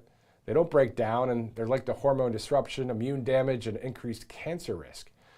But here's the part that is making a number of people upset, because the EPA, doing their part, they set legal limits for PFAs in drinking water back in 2024, but the water systems across the country have until 2031 to comply, so it's a whole 5 years from now. Until that deadline arrives, the utility can be operating above the legal limit right now and isn't required to notify you, so you're just drinking that tap water. That's why every single household needs Cove Pure. The government knows these chemicals are harmful enough to regulate. They're just not making anyone act on it yet, which means if you want clean, healthy water, you're going to have to do it yourself. Cove Pure was engineered exactly for this. Unlike the normal pitcher filters that you see at the store, Cove Pure's Clearwave reverse osmosis technology is certified to remove up to 99.9% of contaminants. So there's PFAs, heavy metals, fluoride, the pharmaceuticals. This product filters particles hundreds of thousands of times smaller than a single human hair. And the best part about it, Cove Pure makes it so easy, it sits right on your countertop. You don't have to drill any holes or call someone in to install it. You just plug it in, and you can even get whatever temperature water you want, hot, cold, or warm, with a tap of a button. So don't wait for 2031. You can take control of your water quality right now. You see it right there on your screen. Head to covepure.com/RSBN. And because you're a viewer of a Right Side Broadcasting Network, you get $250 off. All you have to do is go to covepure.com/RSBN. All right. Other stories we're tracking here and Right Side is on Capitol Hill. The Save America Act, I don't know. It looks like it's stalled at this point, doesn't it? There's not that buzz of everybody talking about it prior to the April recess. There's a lot of other things going on. But the Save America Act, that's pretty important. So we'll see what happens there. We're monitoring it here at Right Side. All right, let's go to a number of other things, including, just for kicks, let's go back to clip number 6. Again, on a much lighter note for those that have just joined us as we await the president. Again, if there are a couple things Americans really love, it's freedom and it's their furry friends. I received a text this morning from a friend of the family saying that her lab named Freedom is turning 12 today. Here are the photos of Freedom as a pup, and now 12 years later, Freedom is a great dog. His dad actually was a chief master sergeant in the military. His mom, a great person and a patriot. So once again, Ann, I'm glad that you texted me. You said you were watching, so I just wanted to do this again for you. Great family there in Pennsylvania. Great pup, too, and named Freedom. How can you go wrong? Anyway, let's keep it a little bit light for a second. Today is May 4th, and for the Star Wars fans, it's all about May the 4th be with you, and I'm a Star Wars fan. And a nod to that great cinematic franchise, the White House posted this photo of the president wearing more of a Boba Fett kind of look, and a post saying, quote, "In a galaxy that demands strength, America is ready. This is the way. May the 4th be with you." Let's go back to that photo there, as I knew the director would. We've got some great, talented people here at Right Side. And it's awesome to see that. That's pretty bad A, if you ask me.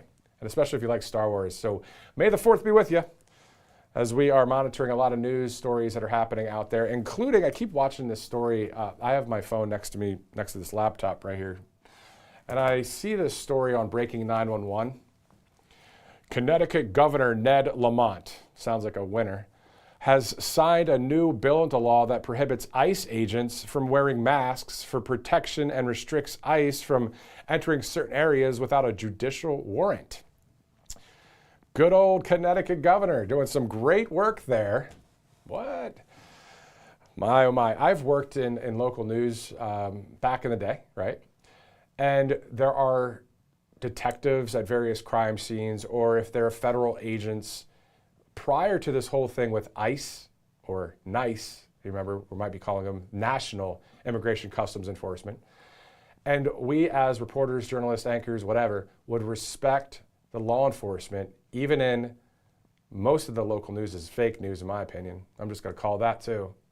Just the way it is, because they're just receiving the same junk from the leftists that are out there. Not all of them, and not everybody that works at a local news is on the wrong side of history. But anyway, back to the point.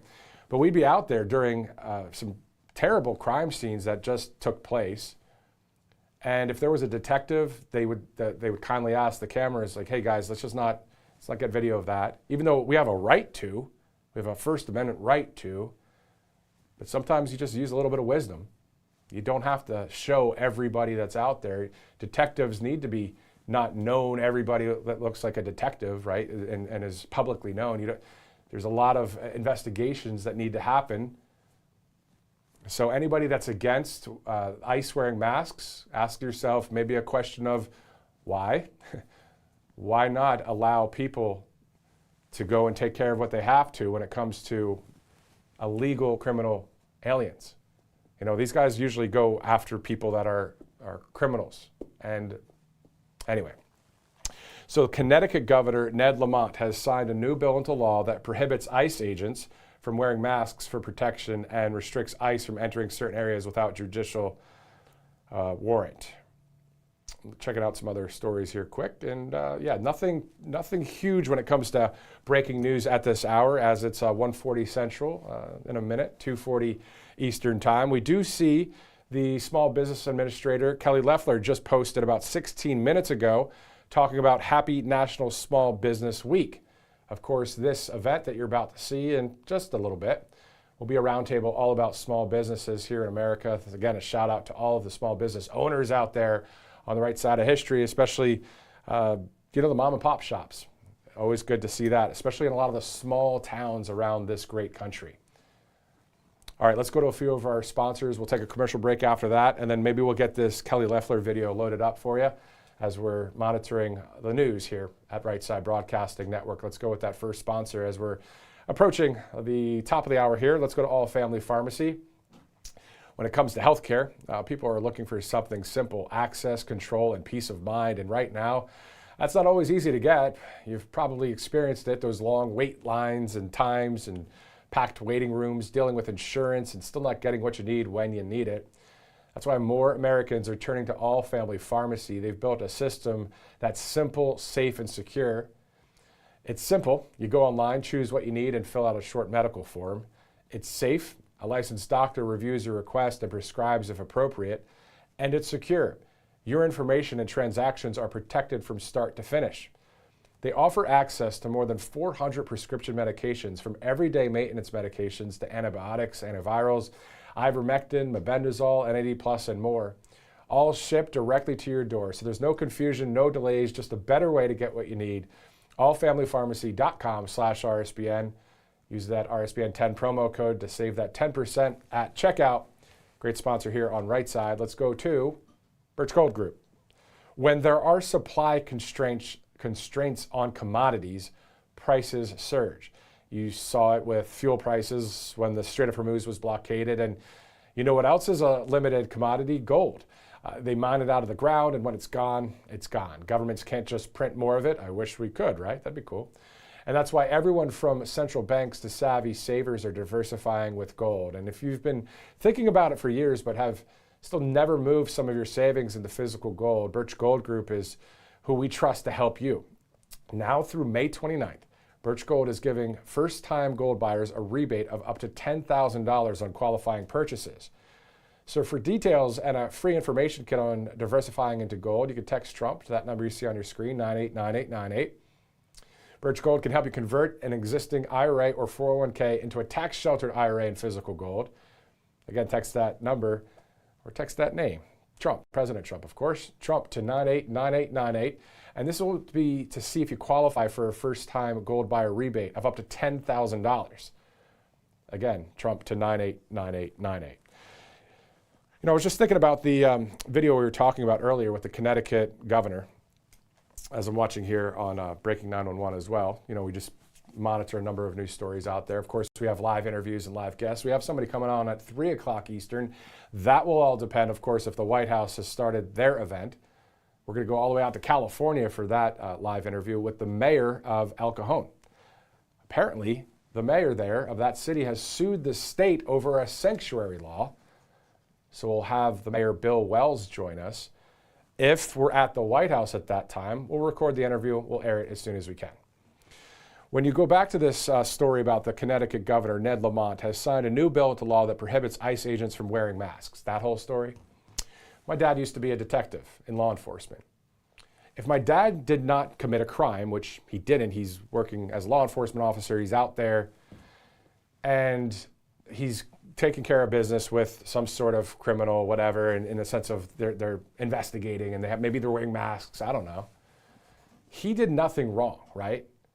The law enforcement did nothing wrong. So why would all the people out there, the agitators, recording, what's your badge number and name and all that stuff, which is you have freedom to do it. But why put that person out on blast all over the freaking, social media, and have people go after that person? Why do that? They did nothing wrong. They're enforcing the law, and that, you know what I mean? So they're out there doing that.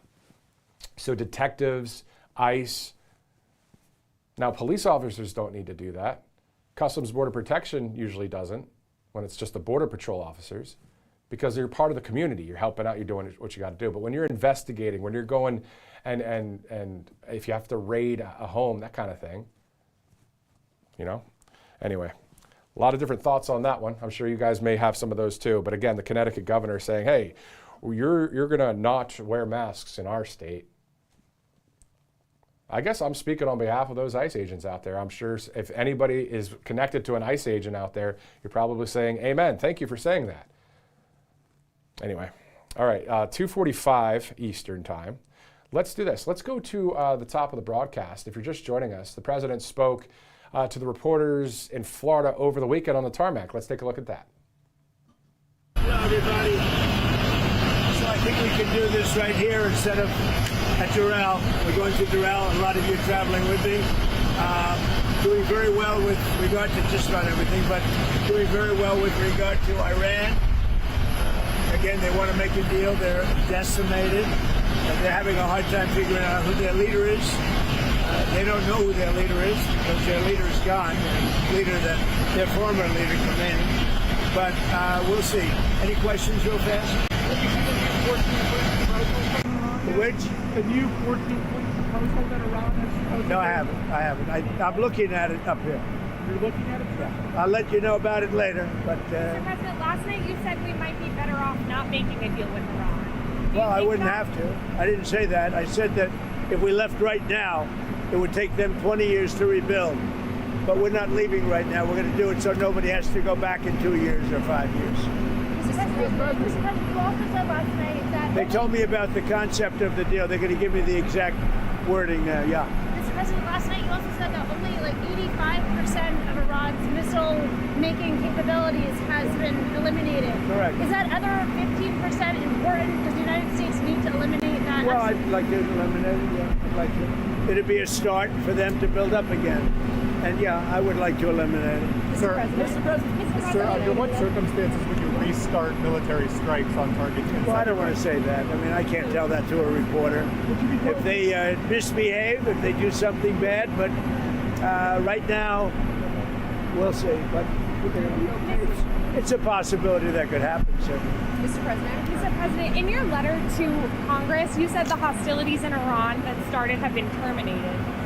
How can you say that given that the naval blockade is still being militarily enforced? Well, it's a very friendly blockade. Nobody's even challenging it. Nobody at all is challenging it. Just so you understand, many presidents have been involved in things that are very big.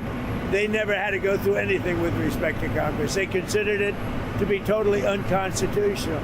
And the Democrats in Congress that pushed this, and probably a couple of Republicans, they're hurting our negotiating ability, which is infinite right now. And they shouldn't be doing it. It's never happened before. No other president's done it. And I'm not going to be the first. Thank you very much. Thank you, Mr. President. Do you envision a future where American energy companies are operating inside of Iran, much like Venezuela? It could be. I'll tell you what, we have a lot of ships coming up to Texas and Louisiana. It's a line of ships. You saw the satellite. We have a line of ships, big ones, 2 million barrels, and they're coming up. I mean, literally hundreds of ships are in line to go to Texas. I mean, they're already started, but we're selling a lot of oil, a lot of oil. Mr. President, why is the U.S. removing troops from Germany?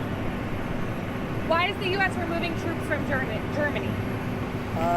We're going to cut way down, and we're cutting a lot further than 5,000. Thank you very much. When is enough with Iran?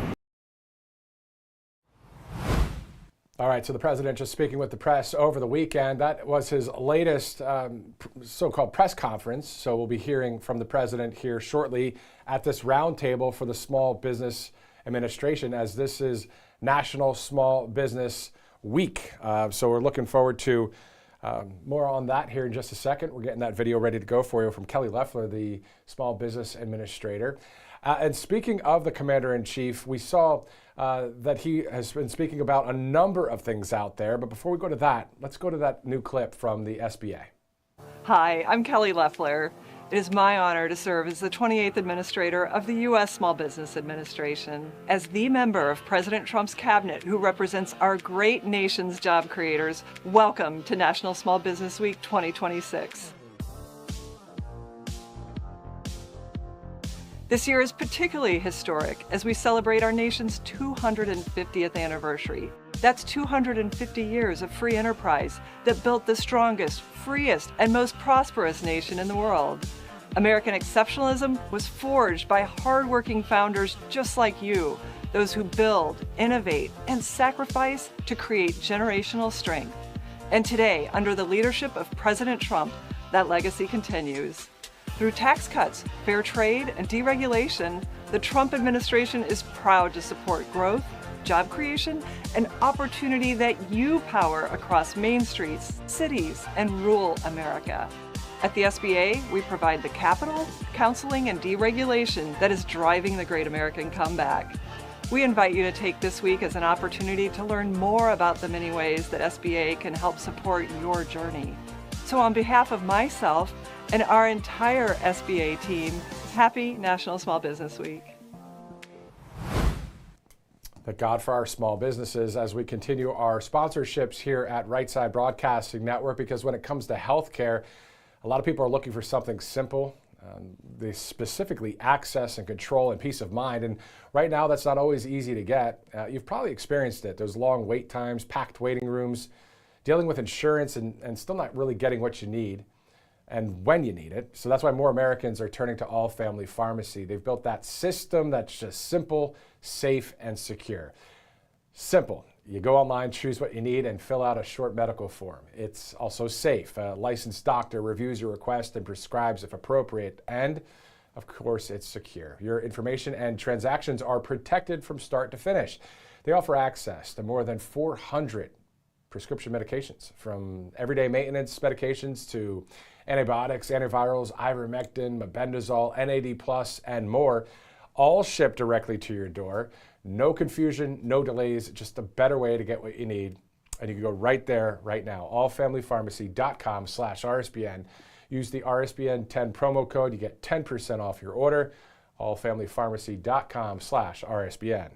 Birch Gold Group, specifically when there are supply constraints on commodities, prices surge.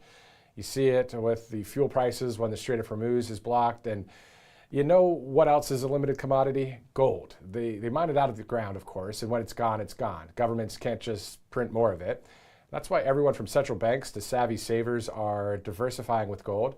And if you've been thinking about it for years but still have really never moved some of your savings into physical gold, Birch Gold is who we trust here at Right Side.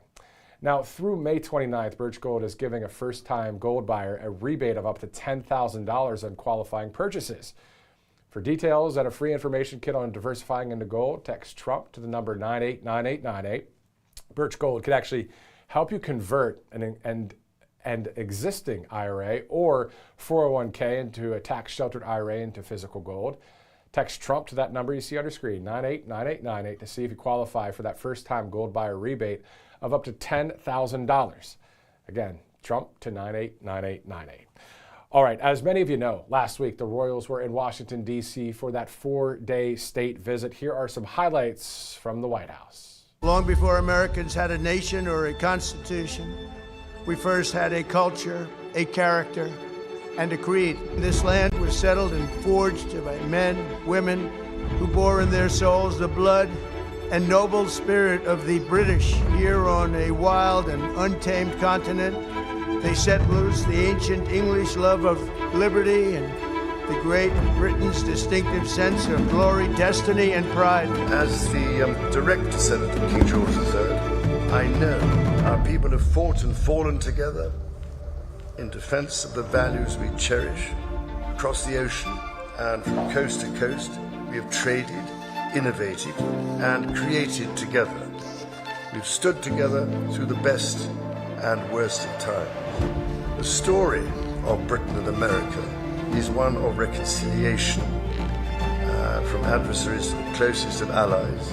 The American founding was the culmination of hundreds of years of thought, struggle, sweat, blood, and sacrifice on both sides of the Atlantic.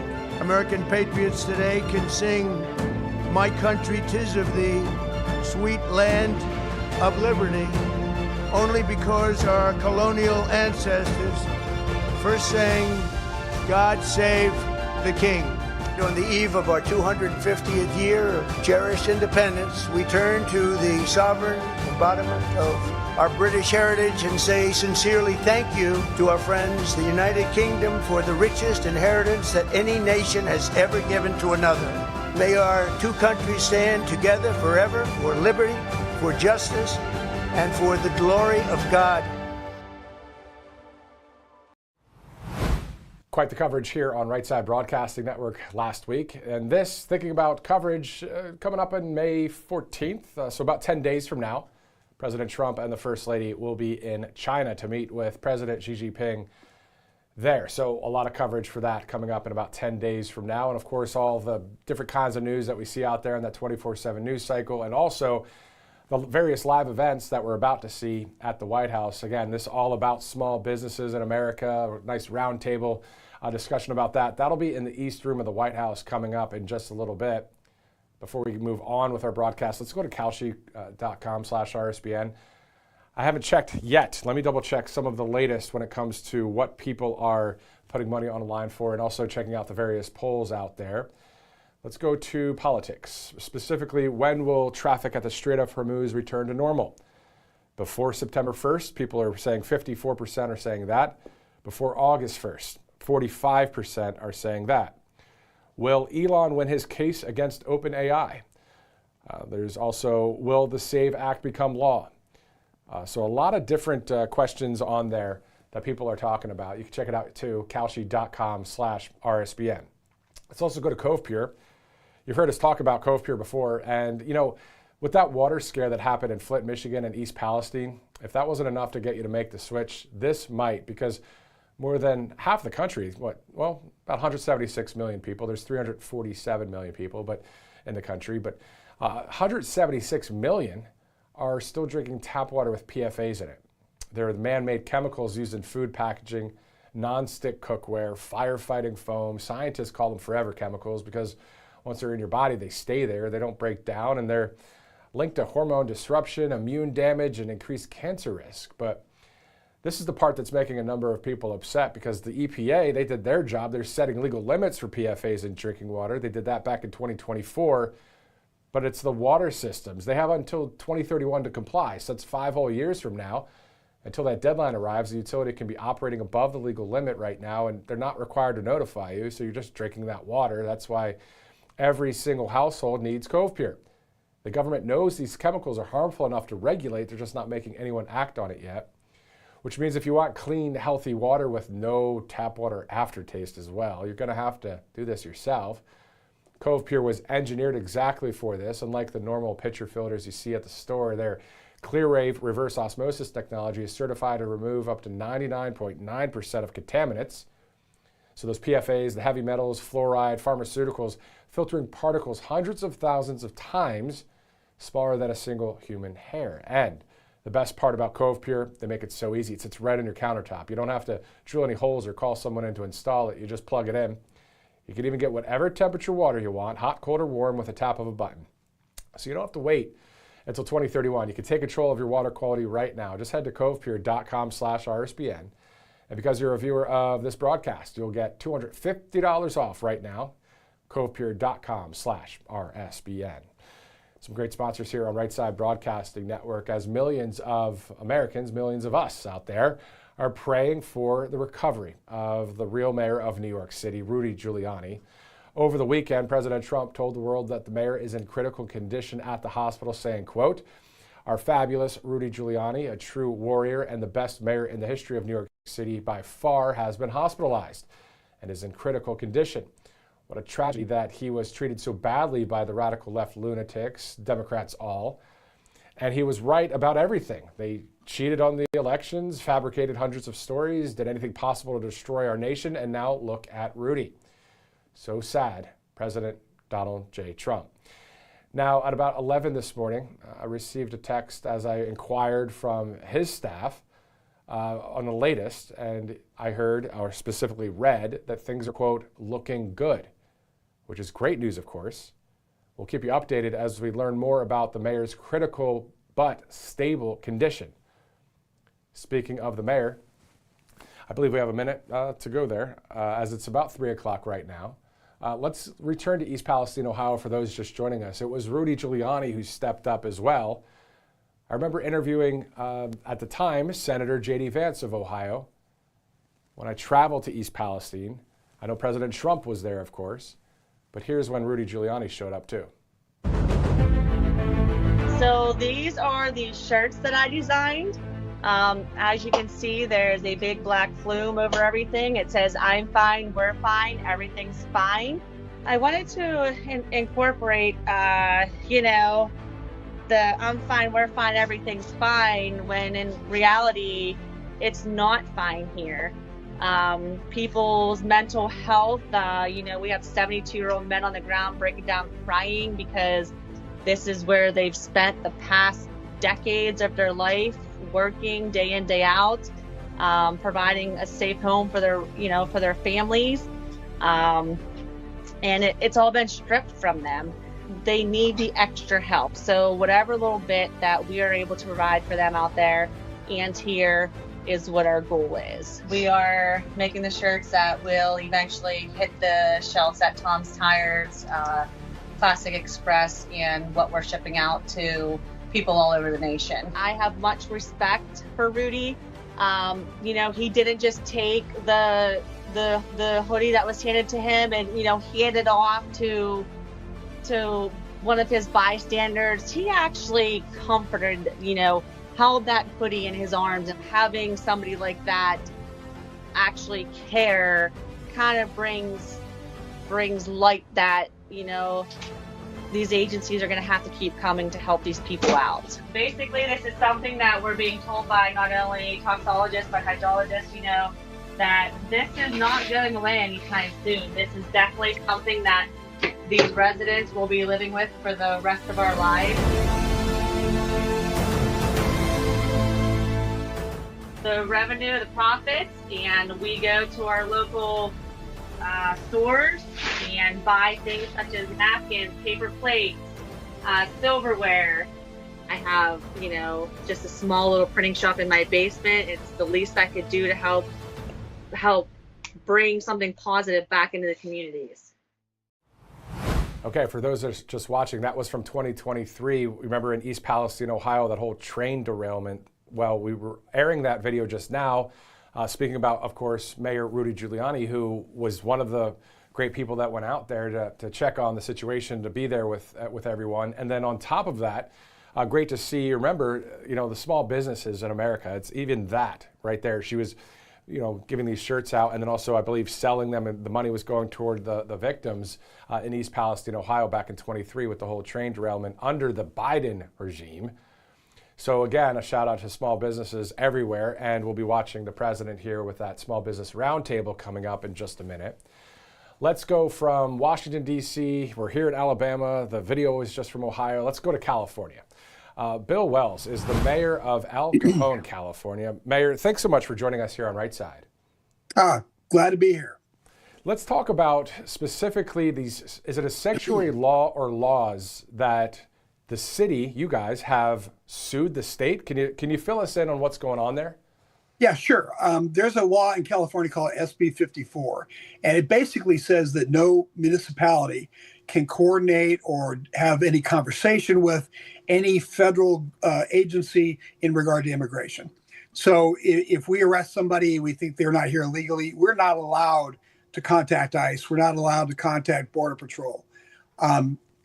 Vice versa, they're not allowed to communicate with us. And for example, we got a tip from a federal agency that there were 52 kids that might be being sexually abused and trafficked in our city. We asked the state, can we go do welfare checks on those kids?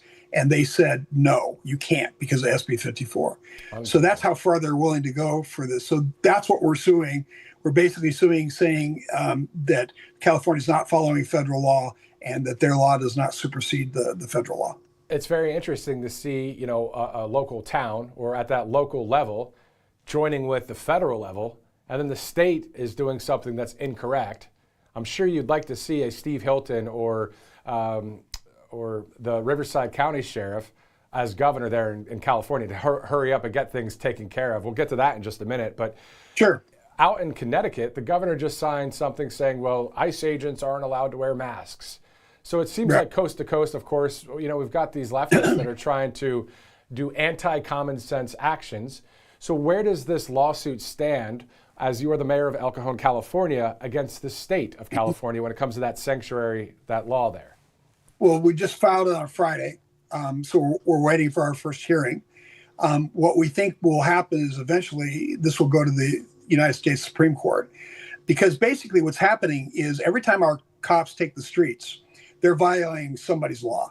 They're either violating federal law by aiding and abetting illegal aliens, and that's a federal crime, or they're violating the state's law by helping the federal government and following the federal government's law.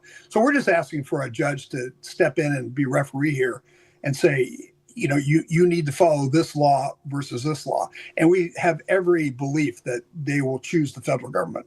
For those just joining right now, of course, is Bill Wells, the mayor of El Cajon, California. You were saying that there were about, what you said, 52 kids that were being sexually assaulted by maybe criminal illegal aliens, and you guys wanted to, was it your police force? You wanted to go and tell, give us a little bit more on that. Fill that out for us.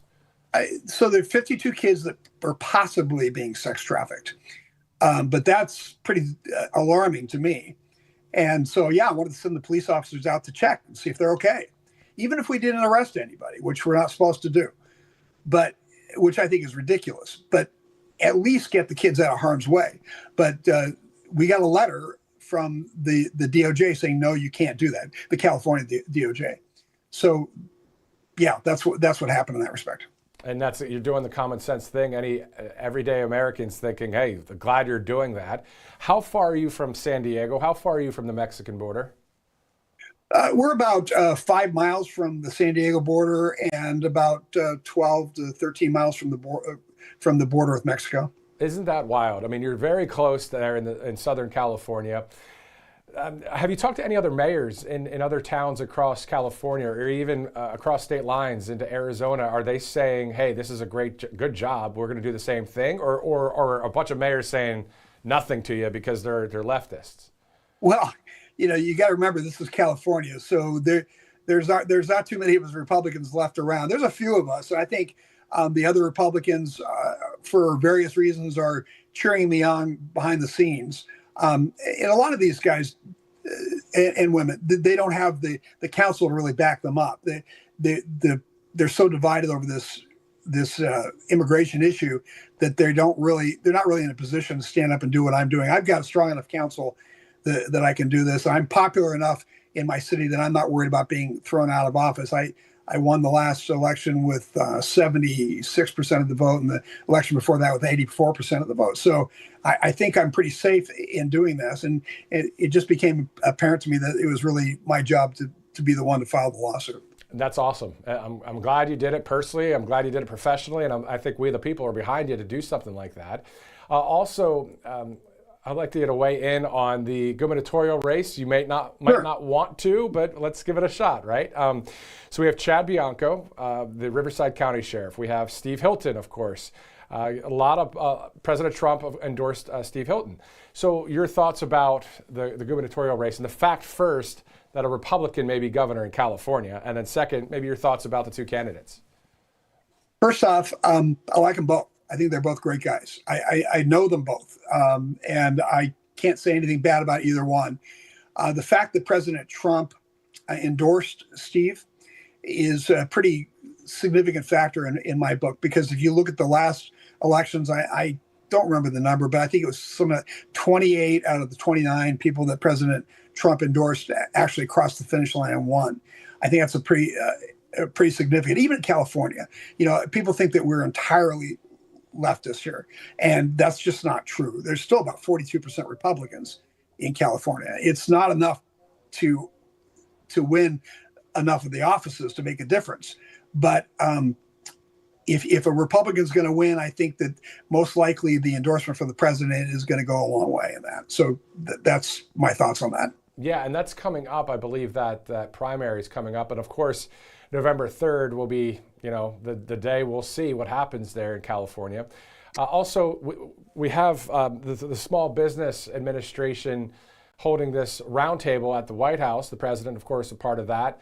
The small businesses just in your area there, not too far from San Diego, how important are they to your guys' economy? Oh yeah, it's everything. I own a business. Without small businesses, we don't survive. So I'm very much in favor of anything we can do to strengthen their position in the economy. Exactly. And the everyday American like myself, like you, where we like to go and check out a small town and try the local food or the eateries, that kind of thing. And it's always something that is just a special part of America, isn't it? You know, small businesses across this country. Oh, absolutely. When I was very young in my 20s, I was a musician, and part of that life of the musician is going to almost every town you can imagine. And I just love the character of the small towns. Small towns are really what make up America. I think the big cities distort who America really is. That's a great point. I remember doing some research on that, and yeah, there are obviously a ton of small towns across this land, and great to have a number of people that watch this network, whether they're from a small town, medium-sized, or large-sized city. Finally, San Diego, right there next to you. You know, I've been to San Diego a few times. Not sure if you've been there recently, but what's it like right now when it comes to the homeless situation, and also have you seen an influx there when it comes to illegal immigrants, that kind of thing? Well, remember, the San Diego region was, up until President Trump took office, was getting between 2,000 to 3,000 people a day, not just coming across legally, but actually being given permission to come across illegally. On top of that, we had a lot more people coming in that were just crossing the fence and sneaking in. There's no way you can have an influx of people like that and not affect your hospital systems, not affect your school systems, not affect your social welfare systems, not affect the community colleges and the general colleges. It affects every aspect of life. And we have seen a massive amount of people come onto the streets. Even in the last 2 years, we've seen great surges in the people that are homeless. And frankly, I'm a doctor of psychology. I used to work with the homeless people all the time in the emergency room. And for a long time, I thought it was just people being stupid about homelessness and not understanding that dynamics. But over the years, I've come to believe that the other side completely understands the dynamics of homelessness, and it's just a great business model. We've got about $40 billion spent on homelessness in the past decade, and it's not getting 1% better.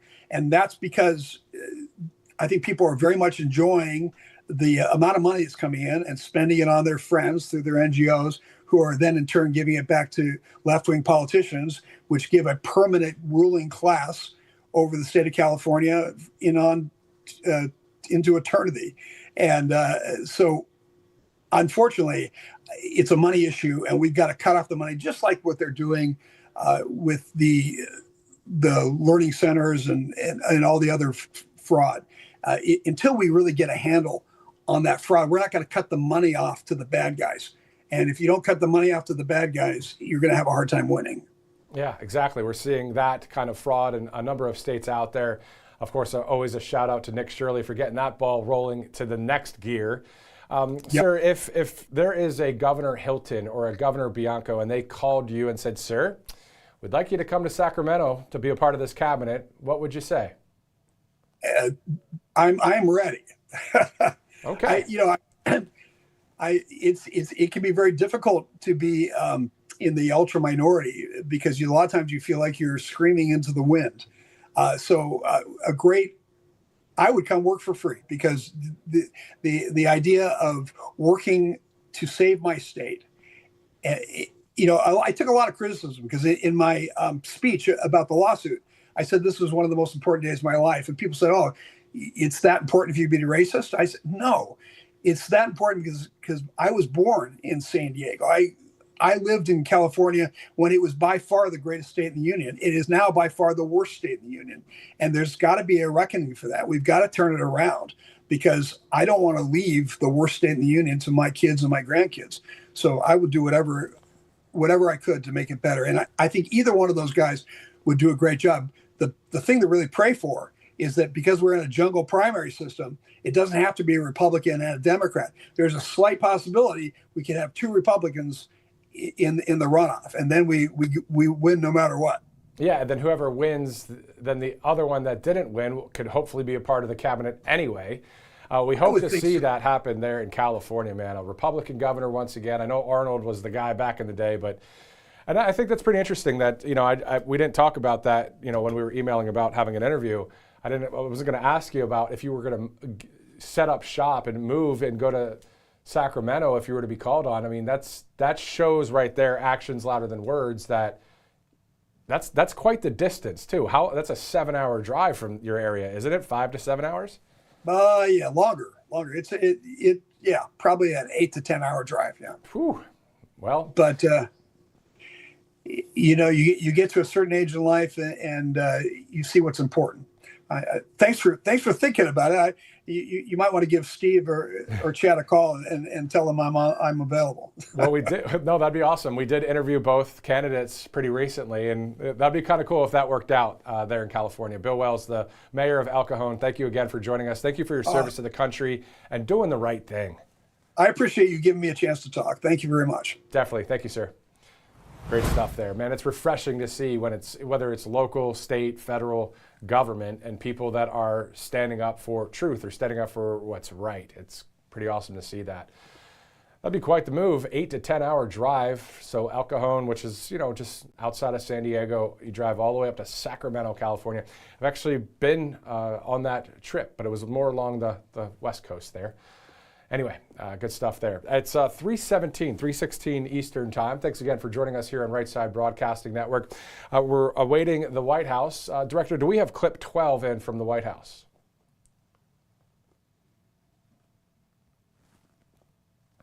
Not sure if we do or not. Let's go to a commercial break. We'll be right back here on Right Side. Welcome to Right Side Broadcasting Network, your trusted conservative news outlet. At RSBN, we deliver the truth when the mainstream media falls short. Since 2015, we've proudly broadcasted every single one of President Trump's iconic MAGA rallies, bringing you the excitement and energy live before anyone else. By watching RSBN, you get an unfiltered front row view of the action on the ground. We interview the crowds to give a voice to millions of Americans just like you. We show you President Trump's speeches in their entirety, free from interruptions and censorship. We cover the stories that matter to you with the integrity and passion you deserve. Thank you for choosing RSBN as your home for America First News. Together, we stand strong, united, and informed. So join us and be part of the right side of history. Hey y'all, it's Silk from Diamond and Silk Chit Chat Live. Look, don't forget to watch my show right here at Right Side Broadcasting Network, and I want you to support Right Side Broadcasting Network. It's imperative that you do so, okay? Bye-bye.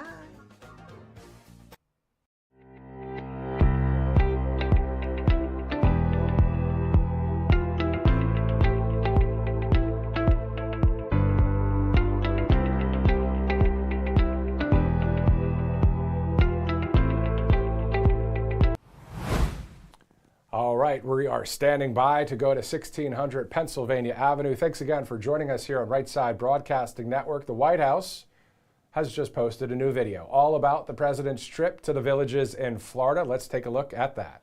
I'm thrilled to be back in the home of a great place. I love Florida. We love Florida. With all of the very proud, great American patriots of the villages. We're here to celebrate a policy that benefits every American senior all across this land, and it's called No Tax on Social Security. It's done. It's done. Thanks to the massive tax cut, American seniors just received your largest tax refunds of all time. And here in the Sunshine State, we've issued 2.5 million Florida seniors over $13 billion under the Trump administration. We're standing up for American seniors like no president has ever stood up before. And just as I promised, we're strongly protecting Social Security and Medicare, and we always will. We're going to keep on fighting for American seniors. We've done more for the senior than any other person ever in this office. And we're going to keep on winning for America. And of course, you saw that speech right here on Right Side Broadcasting Network as guest host Matt Cain joined us. It'll be great to reach back out to Matt, have him join us again here for an interview, hopefully this week sometime. Great patriot in Matt Cain, as we are awaiting the live feed from the White House, as you see right there on your screen. As soon as we see it, we'll take you there. So what we know is the president will participate in a small business summit. This is inside the East Room of the White House. Meantime, as we await that, in international news, President Trump announced the military will begin Project Freedom to guide stranded commercial ships out of the Strait of Hormuz, calling it a humanitarian effort, of course. President Trump said in clip 9, Iran has taken some shots at unrelated nations with respect to the ship movement Project Freedom, including a South Korean cargo ship. Perhaps it's time for South Korea to come down and join the mission. We've shot down several small boats, or as they like to call them, fast boats. It's all they have left. Other than the South Korean ship, there has been, at this moment, the president says, no damage going through the strait. Secretary of War Pete Hegseth and Chairman of the Joint Chiefs of Staff Dan Kane will have a news conference tomorrow morning. Thank you for your attention to this matter, President Donald J. Trump. In other news outside of the Strait of Hormuz, there is, and it actually has to do with water and ships, the hantavirus, or the hantavirus outbreak occurred on a cruise ship in the South Atlantic. Now, the cruise ship is a Dutch-based company. It's not one that is well known in the sense of here in America. We know the different cruise lines that are out there. But we're told that at least 3 passengers have died from the hantavirus outbreak on a cruise ship in the South Atlantic. Also, 2 U.S. service members are missing during military exercises in Morocco. A Department of War official tells RSBN that this incident is not related to terrorism. This remains an active search and rescue operation, and the focus for the DOW is on locating the missing soldiers. So here are some of the additional details on the 2 missing soldiers in Morocco. They were apparently out on a coordinated search, or they were out there on a training mission. So U.S. and Moroccan forces are conducting coordinated search and rescue operations after 2 U.S. Army soldiers participating in African Lion 2026 were reported missing on May 2nd, 2026. We're told the soldiers were last seen near the ocean cliffs in the vicinity of the Cap Draw training area during scheduled training. And if we do take a look at the map for Morocco, the ocean, as you see right there, obviously the ocean cliffs, somewhere along that border there is where the 2 soldiers may have gone into the ocean. Specifically, I'll get back to the Department of War saying when the 2 did not return as expected, U.S. and Moroccan personnel immediately initiated a joint search effort. So the initial reports from the Department of War indicate the 2 soldiers may have fallen into the ocean. The multinational search effort includes ground teams, aerial assets, and maritime elements from the Moroccan Royal Armed Forces, the U.S. Armed Forces, and other African Lion participants. Now, African Lion is the mission, the training mission. So search and rescue operations continue. Again, 2 of our U.S. service members currently missing off of the coast there in Morocco. Back here at the nation's capital, specifically on Capitol Hill, the Save America Act has pretty much stalled in the U.S. Senate. We'll see if anything changes, as we the people, of course, want this to be signed by President Trump into law. I know that's not news. A number of maybe organizations or grassroots organizations, which we're a part of here at Right Side, and we the people, we want it to pass. President Trump wants it to pass. Senator Tommy Tuberville and many others want the Save America Act to pass. But unfortunately, it looks like there are a few of the Senate Republicans that just don't really care.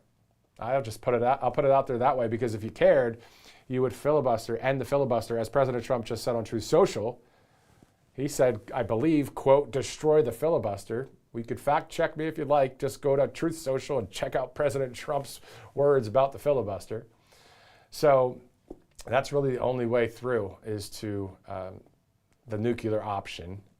It's not really such a scary word. It doesn't need to be that scary. It's called, hey, we're going to do this, and we're going to have 51 Senate Republicans vote to pass the Save America Act, and then President Trump signs it into law. So it's a 1, 2, 3 step right in front of us. Step number 1, nuke the filibuster. It only takes 51 Senate Republicans to do so. We have the majority. I believe we have 53 senators, right, to 47 on the Democrat side.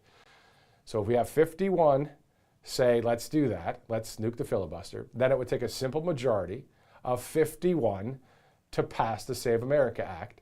And then it would be on President Trump's desk. He signs it into law. Then you have to show ID. You have to vote. You have to have proof of citizenship when you register for federal elections.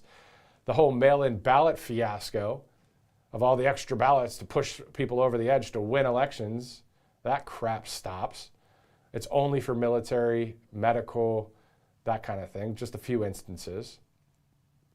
And then the two other parts of the Save America Act, of course, is no men and women's sports and stopping the mutilation of our children.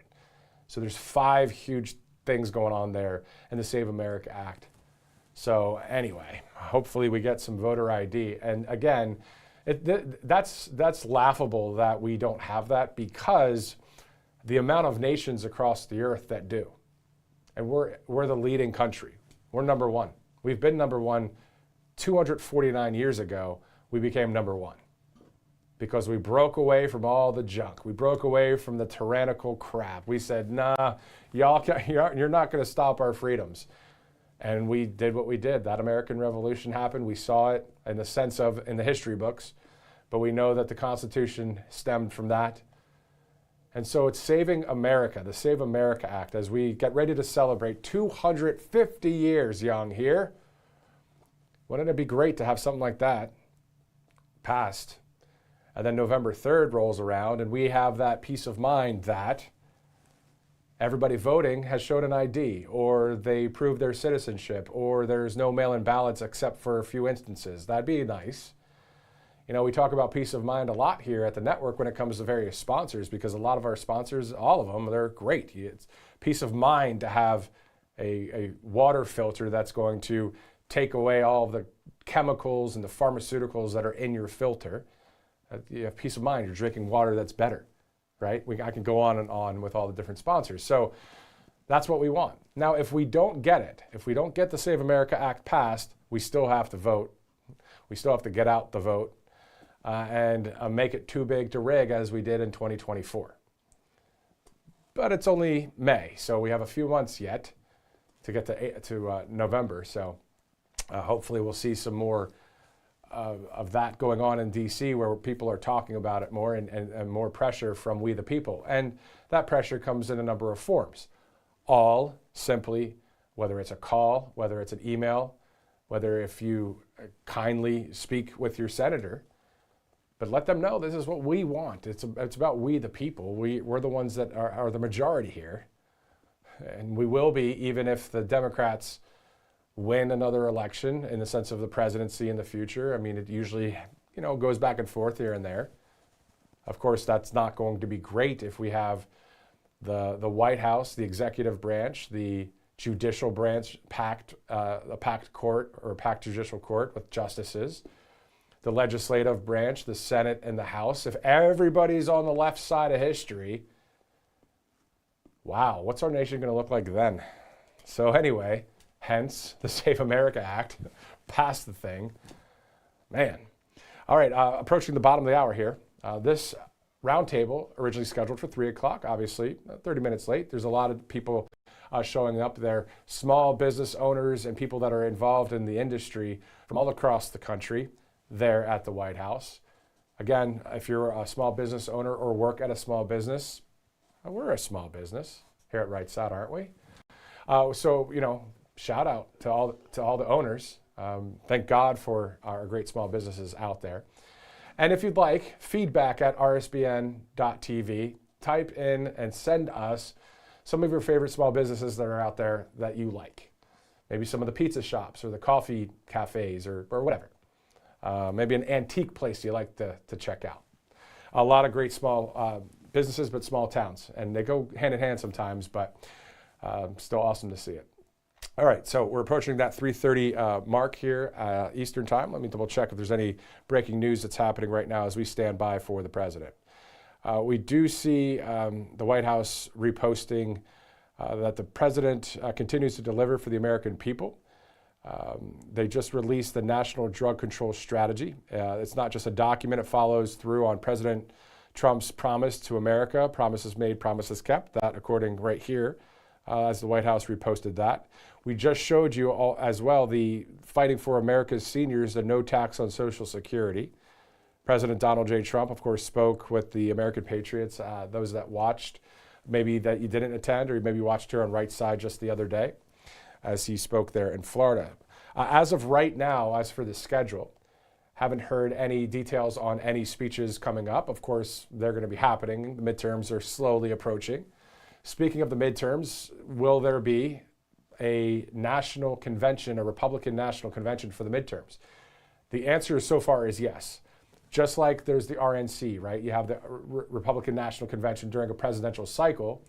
Well, this summer, sometime, in some location, all details yet to be announced, there's going to be a midterm convention. I would think that now that we're in May, and that we have that trip with President Trump going to China May 14th, May 15th. And then a month later, June 14th, the big event with the UFC fight on the South Lawn of the White House, all celebrating America 250. It's Flag Day, June 14th. It's President Trump's birthday on June 14th. My wife and I got married on June 14th. June 14th is a pretty cool date. And then you go to July 4th. It's the 250th birthday of our great country. You would think that later in July or August would be when the midterm RNC convention would take place, rallying support, drumming up support to get out there. But this is not just about the midterm election on November 3rd. As I take a 30,000-foot view or 33,000-foot view, this is still about the primaries. We've interviewed a lot of people that are running for office here at Right Side over the past several months. And they always bring up, hey, this is also, you got to win at the primary level. So if your primary, whatever date that is, whatever state you're watching from right now, maybe you look it up and say, hey, when's the primary in Ohio? When's the primary in Iowa? When's the primary in Texas, Arizona, all the states out there? So you definitely take part in that too. Instead of just letting, this person will win, I'll just sit back and wait for the November 3rd midterm. That's not the right thing to do, in my opinion. And you know what? I got to practice what I preach because at the end of the day, I'm looking here, I got to double check a few things here in the state of Alabama. Been quite busy as of late, as my wife and I, we just had our second child over the past week. And so a baby boy, Liam.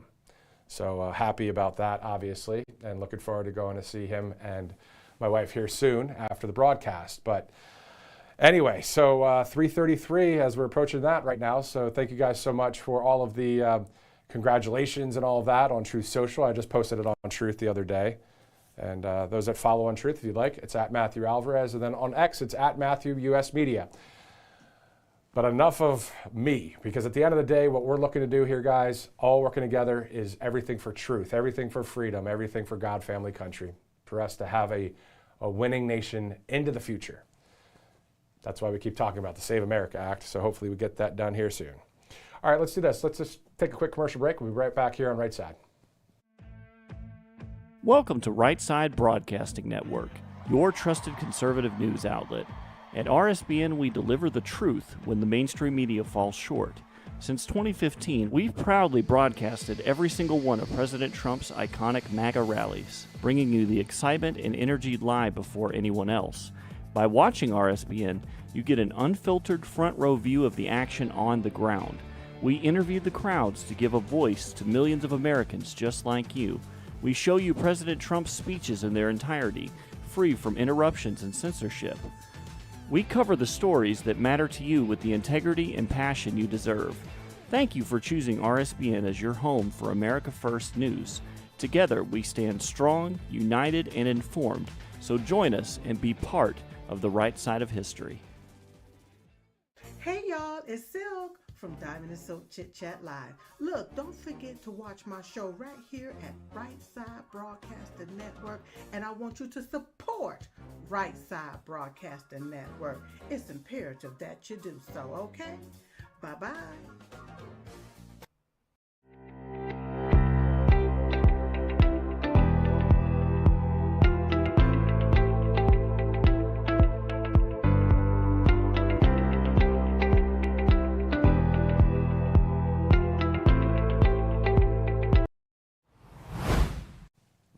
May 19th. May 19th is the Alabama primary. So I just put it in my notes. Obviously, I've been busy with work, but busy with family and all that too. So May 19th. So I'm going to get that taken care of. Anyway, so your primary dates that are out there, obviously we're registered voters here in Alabama, but wherever you're registered out there, let's make sure we get to those primaries, of course, and get that person in that is the closest to the truth and the right side of history as possible, right? All right, we are still on standby for the Small Business Administrator event there, the Small Business Summit, as the president will be live any minute from now from the East Room of the White House. A number of great patriots to attend this event, of course, with small businesses in America. So looking forward to that coverage. All right, so outside of what we were talking about earlier, we talked about the June 14th event at the White House. Prior to that, the May 14th event in China, as the president will travel there. We'll also be covering, of course, the July 4th event in the sense of anything what we see from the president on the White House feed.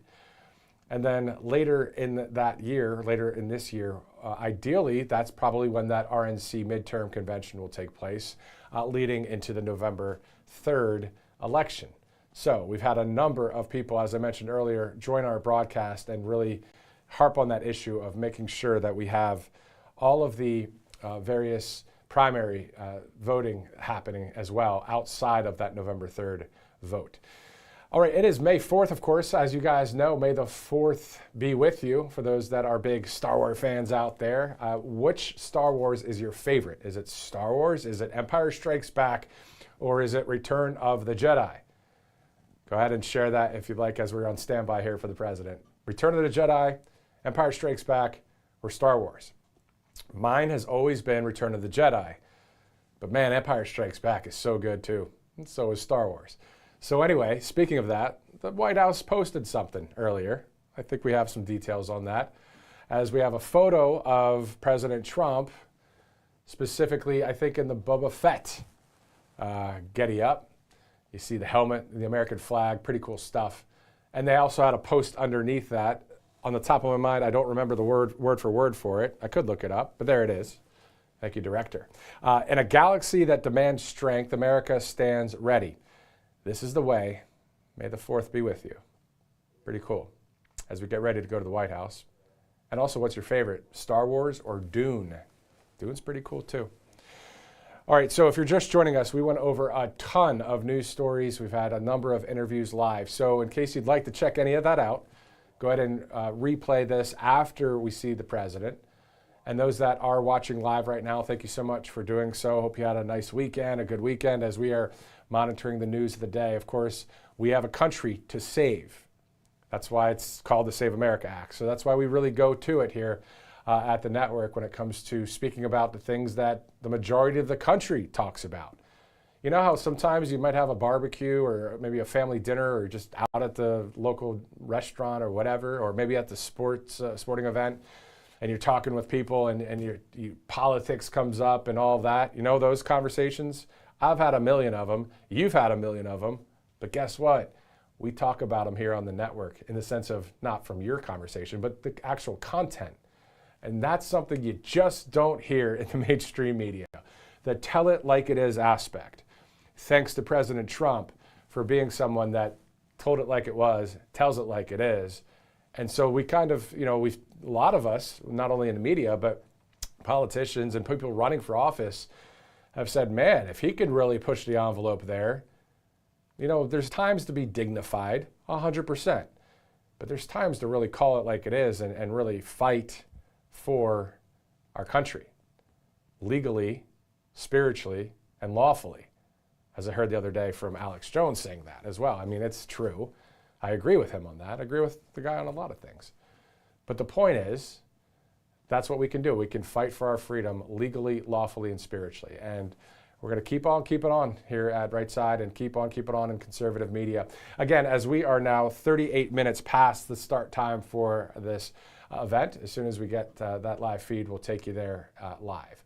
Let's just bring you up to date once again for those that are just joining us that those 2 U.S. service members are still missing at this hour. This was during military exercises in the African country of Morocco. So a Department of War official tells RSBN that this incident is not related to terrorism. This remains an active search and rescue operation. And the focus for the DOW, the Department of War, of course, is locating the missing soldiers. Here are additional details that we received directly from a Pentagon email spokesperson. U.S. and Moroccan forces are conducting coordinated search and rescue operations after 2 U.S. Army soldiers participating in African Lion 2026, the training mission there, were reported missing on May 2nd, 2026. Of course, that on Saturday. The soldiers were last seen near Ocean Cliffs in the vicinity of the Cap Draw training area during scheduled training, so somewhere along that coast that you see there. When they did not return as expected, U.S. and Moroccan personnel immediately initiated a joint search effort. Initial reports per the Pentagon indicate that 2 soldiers may have fallen into the ocean. The multinational search effort includes ground teams, aerial assets, and maritime elements from the Moroccan Royal Armed Forces, U.S. Armed Forces, and other African Lion participants. We're told search and rescue operations continue as well. All right, so this event coming up is all about the Small Business Administration as well. Let's shift back here to D.C. when it comes to Kelly Loeffler, the SBA administrator. Let's go to one of those quick clips. I think it's about a minute long, Director. I think it's one of the newest clips that we have with Kelly Loeffler. Okay, we're hearing that the event could be any minute now, so instead of throwing to a video, we'll continue to stick with you here and stand by as we're both on the same page right this second, specifically when it comes to the next video. It'll be the live video from the White House. Looking forward to seeing President Trump here any minute from now. As earlier we mentioned, longtime legendary New York Yankees radio announcer John Sterling has passed away at the age of 88. We were talking about specifically about the mayor as well, Rudy Giuliani, who has not passed, but he has is in critical but stable condition. So we had a number of people, whether from New York or Pennsylvania, speaking to us today about the great America's mayor, Rudy Giuliani. Of course, going through 9/11 and also a law and order mayor. So we saw all of that take place, but he was the guy at the helm. He was the right guy to be at the helm. Also, in other news, we're looking at Spirit Airlines.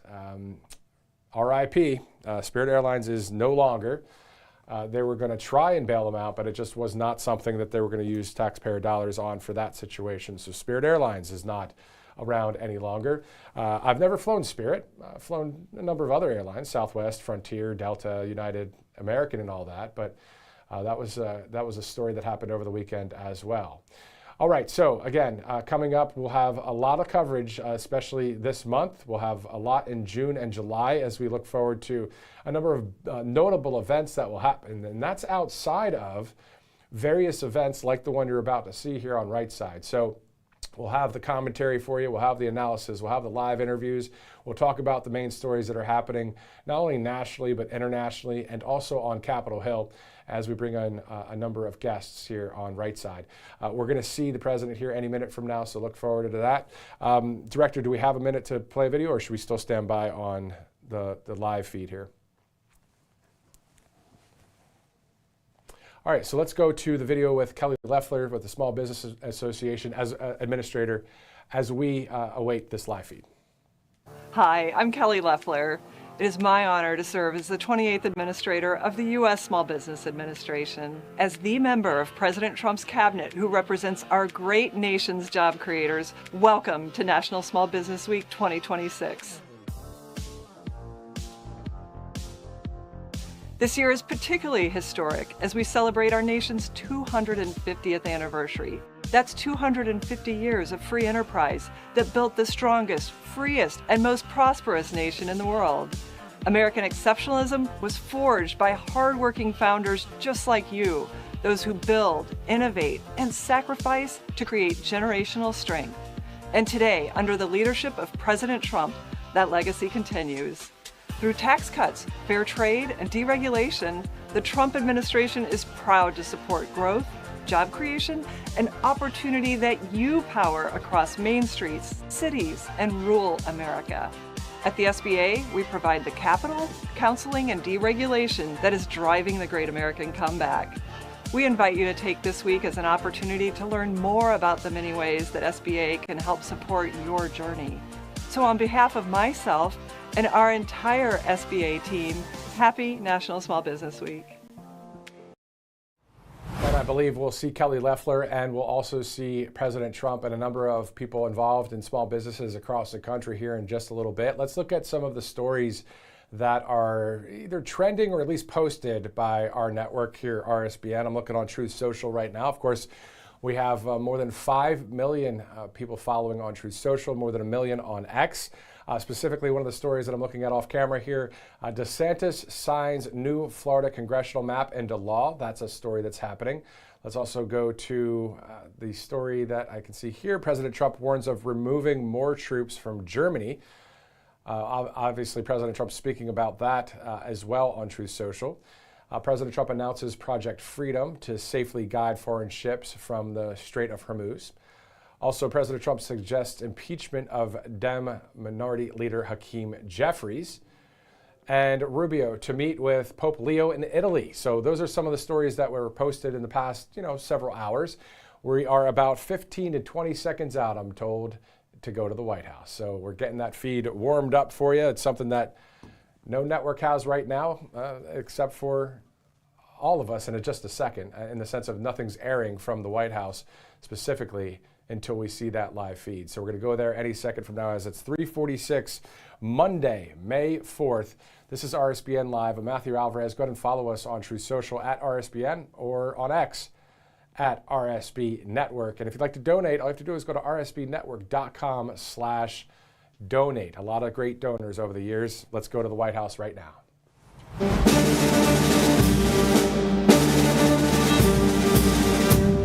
Ladies and gentlemen, the President of the United States, Donald J. Trump.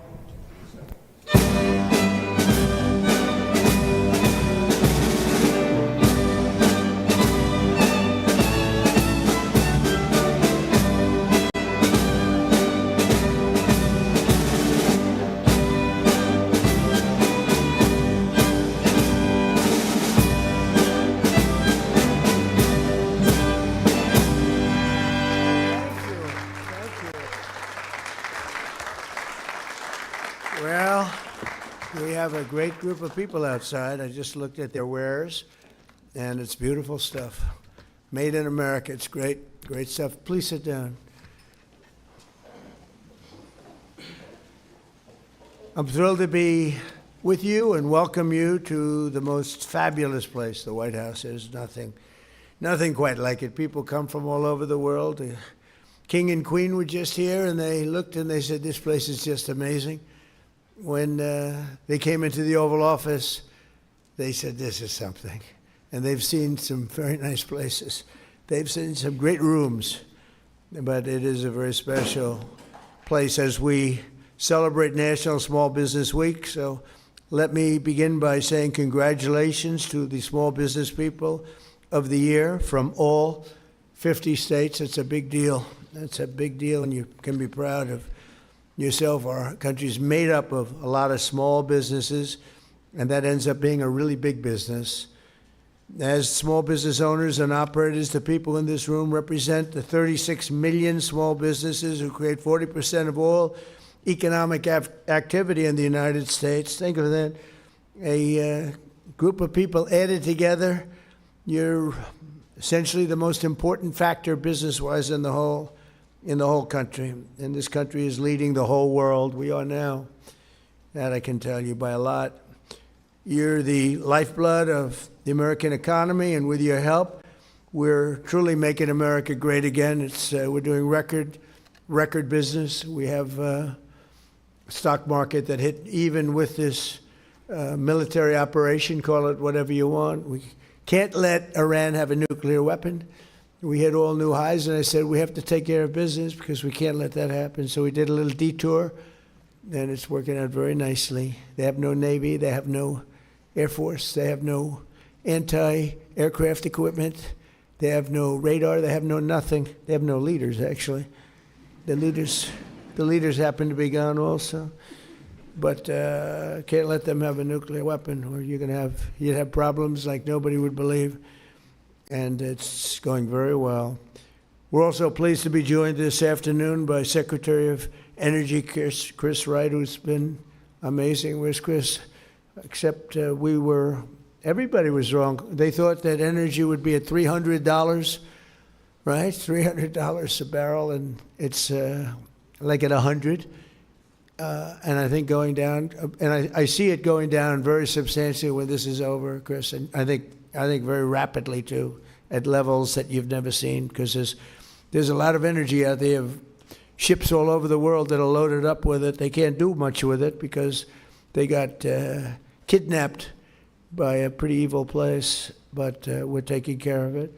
We have Administrator Kelly Loeffler, who's incredible, and she's the head of the Small Business Administration. We're thinking about a name change, but I don't know. It's still pretty good name. And I always say the small business is a giant business, because when you add up your whole department, that's not a small business. That's a really big business, the biggest. Under the last administration and their radical left allies in Congress, small businesses were brutally crushed by the worst inflation in American history. We had the worst inflation under Biden that we've ever had. And I always say, I always like to correct, because if I don't correct, then the papers, the media goes crazy. He made a mistake. Well, the official number is 48 years. I say the worst in it because I don't believe the 48 years. I say it was worse than that. But in many ways, 48 years sounds worse than in history. I don't know why. But it was 48 years or worse. It was in a Biden inflation. This is what I inherited. And now we had it down where just prior to the war, the inflation was 1.4%. And for 3 months, over a 4-month period, took me a little while to get it down from the levels it reached. Biden added $6 trillion worth of new regulations and created an estimated 356 hours of paperwork every year for small businesses. You know what that means better than anybody? It means no good. Their policies punish hardworking citizens, and our policies protect you and reward you. And also, we have to have something else that I think is good for your businesses. We are respected all over the world now, again, as a country. We were laughed at. We were a joke. We were a total joke. Right, Rick? I see Rick, my television star over here. He's been with us from the beginning, haven't you? Like maybe from the first speech. Long time, right? Thank you. Thank you very much. Well, I think we're doing good for you, Rick, right? And you're doing good with your shop? And I know you're doing good on the television camera, so that's maybe more. That's good. That's great. Thank you, Rick. Last summer, I proudly signed the great, big, beautiful bill, the largest tax cuts in the history of our country, and boosting millions of small businesses. Thank you.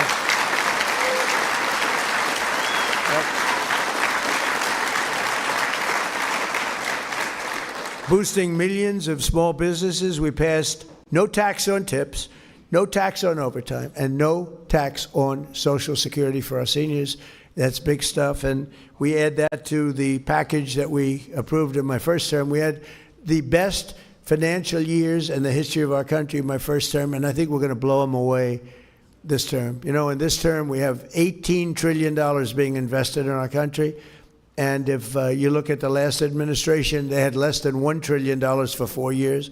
We have $18 trillion during 11 months. The 12th month hasn't come in yet in terms of the numbers. But in 11 months, $18 trillion investments. We have auto plants being built all over the country, AI plants we're doing, and we're leading China in AI. And I'm going to go see President Xi in 2 weeks. I look forward to that, but I'll say I'm leading.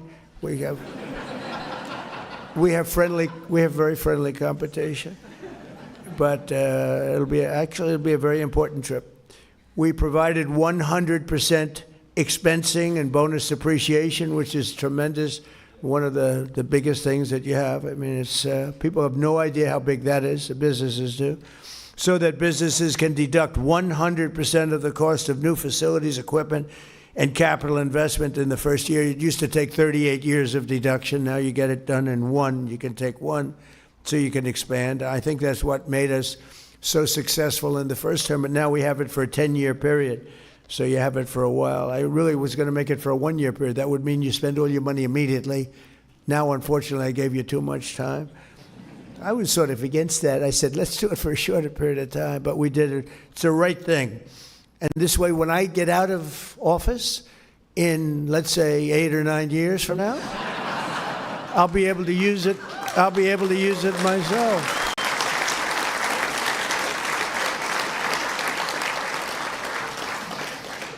And to ensure that you and your family can keep your businesses in the family, we virtually eliminated the unfair estate tax or death tax for farmers and for small businesses. So, you know, oftentimes you build, I just met some incredible people. They have beautiful businesses, small businesses. They want to have their children. Those businesses were all long-term. It was, the father was there, right? We're just talking about with the beautiful pretzels. I said, pretzels, oh, those look good. I wanted to take some right now, but I didn't want to be rude and rip your bag apart. But the businesses they've been in business for a long time, almost every one of them. And you pass away, you want to have your children take over your business. They work in your business, and they got hit with the state tax, or we call it the death tax, but we call it both. It does the same thing. And they couldn't afford it. They went out, they take the business, they mortgage it up to pay the tax, and they end up losing the business. They end up going bankrupt. They end up, in many cases, committing suicide. We have a lot of that. You have a lot, especially farms, you know. They want to be on that farm. They don't want to lose their farm. And it's land rich and cash poor. And they go out and they borrow and keep borrowing. We ended that. No more estate taxes on farms and small businesses. So I hope everyone's appreciative of it. Now, if you don't like your children, it doesn't mean anything. But if you do like to leave them to somebody that you love, then it's a big deal for them. You have other problems, but for them, it's a big deal. And I want to say thanks to these tax cuts. 12 million American small businesses got an average tax cut of over $7,000, and our pass-through deduction alone is delivering an average of $4,600 in savings to 8 million entrepreneurs, and is projected to generate $750 billion in economic growth for the country. So many, it's really amazing. I see it on the television. I don't call this fake news because this is real fake news, but when you look at some of the things that have taken place, we don't get covered correctly. But in terms of the truth, we're having $5,000, $6,000, $7,000, $10,000, $11,000 with no tax on tips and no tax on Social Security, no tax on overtime. And people are making sometimes 11. I've seen it just where they're asking people virtually on the street, how is it doing? And everyone's surprised, including me. I didn't know it was going to be as much, but I knew it was going to be a lot. But you have people that make an extra $7,000, $8,000, $9,000 a year between the no tax on tips, no tax on overtime is a big one. It's a big one. But the no tax on tips was great. I won the.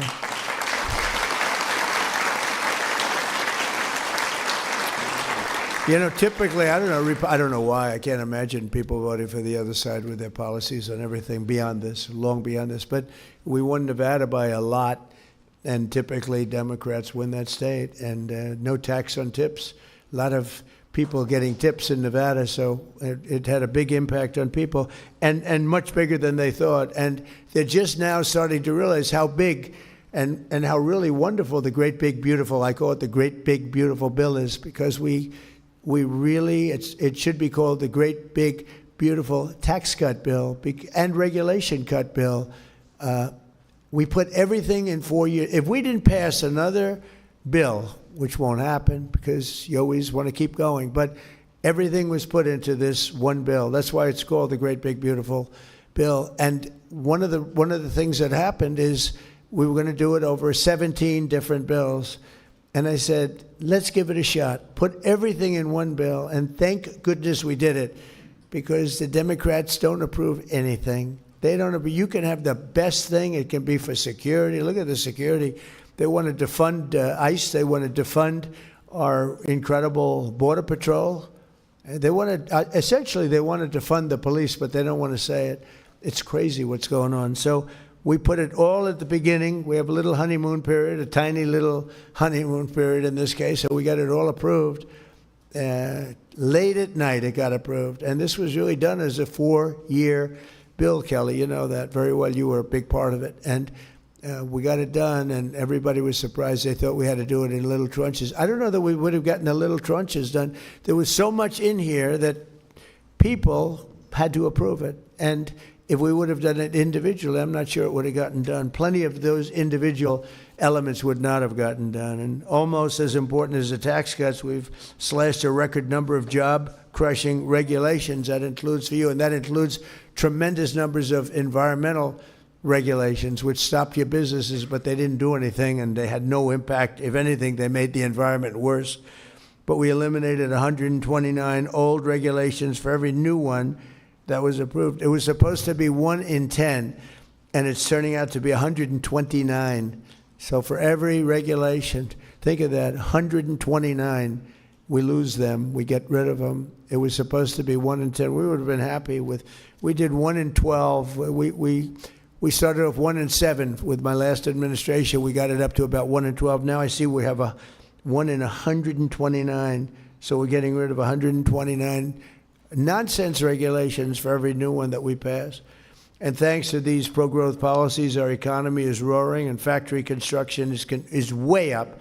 Consumer confidence is way up. Business investment is more than triple compared to that of just a short time ago. And before I took office, nobody can believe it. And nobody can believe the $18 trillion number that we gave you, because it's a record for any country, not just here, it's for any country. A lot of that had to do with November 5th, but a lot of it had to do with tariffs. We charge tariffs to companies when they come in. A couple of you were just saying to me that you're getting hurt by China and other countries making a product that's not as good, but it's less money because of the fact that there were no guards, no safeties for you, and we've changed a lot of it. Some have said you've absolutely saved our business, but because of the use of tariffs, we have all this money, because if they come in and build a business here, if they build their plant here, there are no tariffs.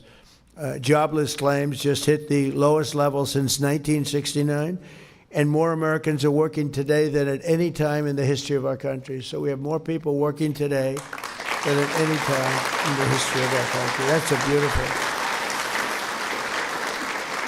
a beautiful. I mean, what could be better than that? You say, like somebody was saying, oh, will AI take our jobs? Well, we have a lot of AI up. They said it's going to take jobs. I said, well, you're probably right, maybe a little bit, but it's going to create a lot of jobs. And did you know that more people are working in the United States right now than ever before? They said, no, is that true, really?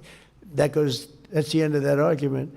And a lot of good things are happening. And leading in AI is very important, because that's a tremendously big industry. And we want to be able to lead. Primarily it's China, but other countries are very much active in it also. Under the last administration, 1 in 4 new jobs was a government job, but since my inauguration, 100%, think of that, 100% of all new jobs have been in the private sector, 100%. We cut a lot of government jobs.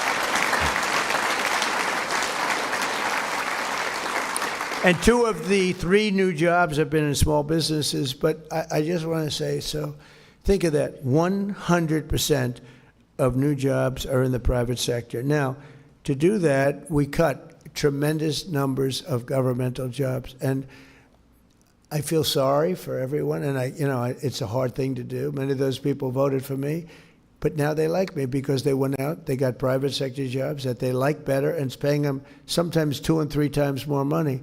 So it's worked out the right way, but you have to do that. You can't just we had government jobs where you'd have 10 people doing the job of 1 person, and you can't make America great that way. So we did it the hard way, but the correct way, Big difference, right, Cal? You see it. It's nobody's ever seen anything quite like it, and it was, especially working here, it's tough because, this is the home of federal jobs. I wouldn't say I got tremendous. I mean, we won the election in a landslide. We won all 7 swing states. We did all the things that you've heard so many times with counties, which is a big count. That's why you see the map is all red practically. When you look at it, we won 86% of the counties in the country. But here is a little bit different. But now if you look at those people, some of them have left. And by the way, speaking of that, Washington, D.C., which was very unsafe a year ago, a little more than a year ago, is now one of the safest cities in the United States. So, pretty good.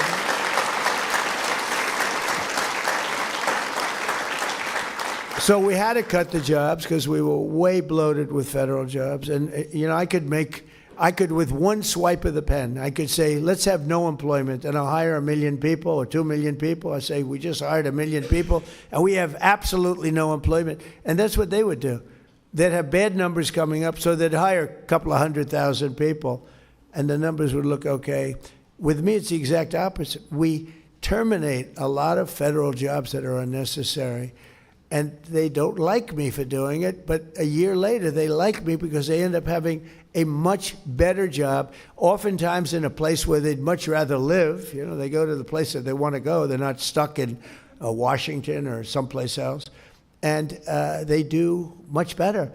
And in the end, I've had a lot of people come up. They say, I was so angry at you, but now I'm making sometimes 2 or 3 times the money in a job that I really like. So you got to do what you have to do. You have to, politically, I don't know if it's good, bad, or indifferent. I think it's probably bad, maybe politically, but in the meantime, I'm in the White House, so maybe it's good. A lot of times,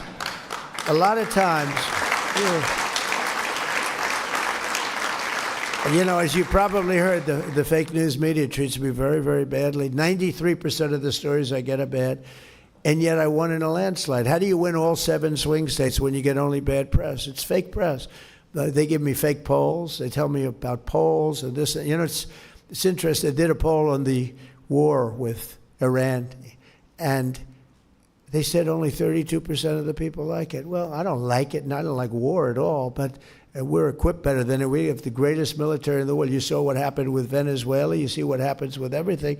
But they said 32% of the people are against President Trump. Well, when you explain it, like, is it okay for Iran to have a nuclear weapon? It wouldn't be 32%. But even if you said that, there'd be a 32% because the polls are fake. They're totally fake. And when you take a look at what's really going on, the other day I made a speech in a great Florida senior citizens community, and I made another one at the Kravis Center, 2 in one day. It was wonderful. I go out and make a speech. Then I say, all right, let's go home. Sir, you're making another speech, and this one's in front of the richest people in the world. I went from an unbelievable group of seniors. Now, of course, I'm not a senior. I'm far younger than a senior. It's true. I feel the same as I felt 50 years ago. I don't know. There'll be a period of time when I don't tell you that. There'll be, because I'm honest, I'll say, it's not looking good. I have to be careful. If I said, as an example, I'm not feeling well, they put on, Donald Trump is not feeling well, because they won't know that I'm using that as just a reference point, and they'll say, listen to this. And I'll say, I'm not feeling well.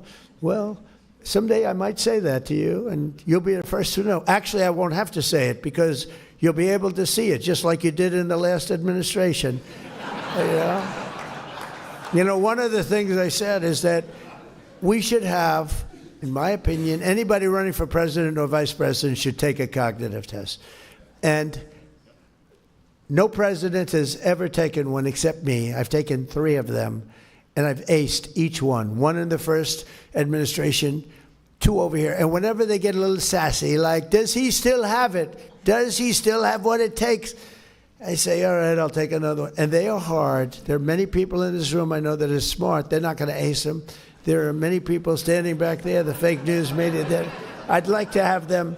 The first question is very easy, and they always show the first question is, you have a lion, a bear, an alligator, and what's another good? A squirrel, okay? Which is the squirrel? So they show that question. And then the first 4 or 5 questions they get a little more difficult. By the time you get to the middle, they're tough. By the time you get to the end, I don't want to be insulting, but there won't be. I'm not going to do what Gavin Newsom said. You saw him? He said, everybody in here is stupid, and he's stupid. I think it was the worst political interview I've ever seen. He said, he's stupid, he's dumb, he gets bad marks on everything, he can't read a speech. And nobody wants to report that. It was the worst. But I won't say that because I think everyone in this room is brilliant, but nobody's going to get all 30 questions correct. Nobody. Because when you get to those last questions, they're pretty hard. You got to be pretty sharp. But every time, so I've taken 3. No president, think of this, has ever taken 1. How do you think Biden would have done? I don't think, he might not have gotten that first question right. Anyway, and Obama would have done poorly. They would have done very poorly. But I think you should have it. As soon as they said that, they say it's unconstitutional. And I said, why? They say it's unconstitutional to give a cognitive test like that. But Rick, I do it anytime they start getting a little sassy. And you know, it quiets them down for almost a year when they hear the result. One doctor said, it's the first time I've ever seen anyone get all questions right. That's a doctor who does this stuff for a living. And I did it 3 times. So I don't know. I think I'm done with those days. I'm tired of taking that test. You know, you sit before a group of doctors and they ask you questions. I said to Ronnie Jackson, he was original, right? First time. I said, so what do you think, Ronnie? They call me a genius who's going to destroy the country. Then they said, he's a genius who's taken over the entire world. Then they said, he's a total moron. This guy is so stupid. And then, so whenever I hear that one, I say, let's take the cognitive test. But I really think it would be a great thing if you could do that. They say it's not constitutional, but I think it would be good. And I can tell you, a lot of the people that run these small businesses, you could take the cognitive test and you could do a lot better than some of the people that we talk about. But I really believe it. I think it's so important for our country. We have to make sure we have the right people leading this country.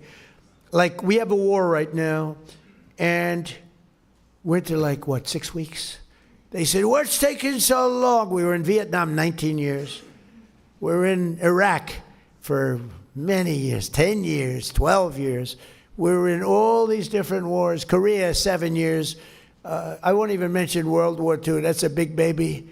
But you had the wrong person up here, you'll be in World War III. As sure as you're sitting there, you have the wrong person up there. It's nasty and tricky.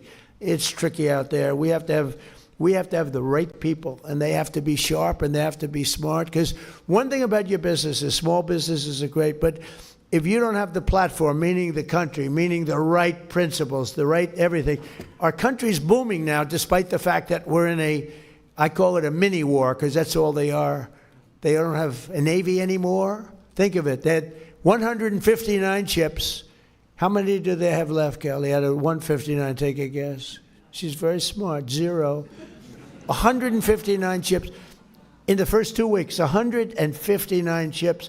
I actually got very upset. I said, how quality were the ships? They were very good. I said, why didn't you just take the ship? Why do you have to send it to the bottom of the sea? We could have had, let's say out of the 159, we could have taken 59. We would have had 59, but they'd rather blow them up than save them. I would have preferred saving them, but these are minor details. But one of the small business owners who can tell us firsthand how our tax cuts are boosting revenue is someone you may have heard, and I made mention of the fact he has been with me. I don't know, maybe he doesn't like me, or maybe he loves me. I think I'd rather be liked than loved by him, although he is a very handsome man, I would say. But he's somebody that we all know, and I think he's a fantastic guy, and he's been to so many rallies, so many speeches, and I love being able to introduce him because he's a champion, he's a winner. You know, to go on television and to make it, he made it big, but to go on television, I don't know if you know this, Rick, 5% of the shows make it. 2% of the shows make it pretty good. 1% of the shows make it. So it's very risky to do a television show and I did The Apprentice, and that was one of the great hits of a long time. But you did your show, and I've just always admired. I admire people that will go against the odds. And when you do a television show, you're going, because very, very few of them make it, and you made it big. So I'd like to have Rick Harrison come up. It's a gold and silver pawn shop in Las Vegas, and you know his show very well, and say a few words, Rick. Come on up. You're looking good. Thank you, Rick. Come on up. All right. You know, usually I announce them at rallies, and they give you 3 minutes notice, and I can't come up with a speech, and they've literally just told me a couple hours ago to take a little speaking. I just want to say he's amazing. He's done so much. I mean, so much for all of us. I mean, the backbone of this country is small business, plain and simple. And the last guy in office, all we heard was that we were the evil people, we were the bad people, everything else like that. We don't pay our fair share, whatever that's supposed to be. And he made it tough. And this guy, the big beautiful bill, absolutely amazing. You know what I mean? God bless you for letting me get 100% depreciation. It really helps out. And all I can say is this is literally, I mean, I'm a history buff and I know a lot about this White House thing and everything. Literally, he's going to go down as maybe the best president ever. I love this guy.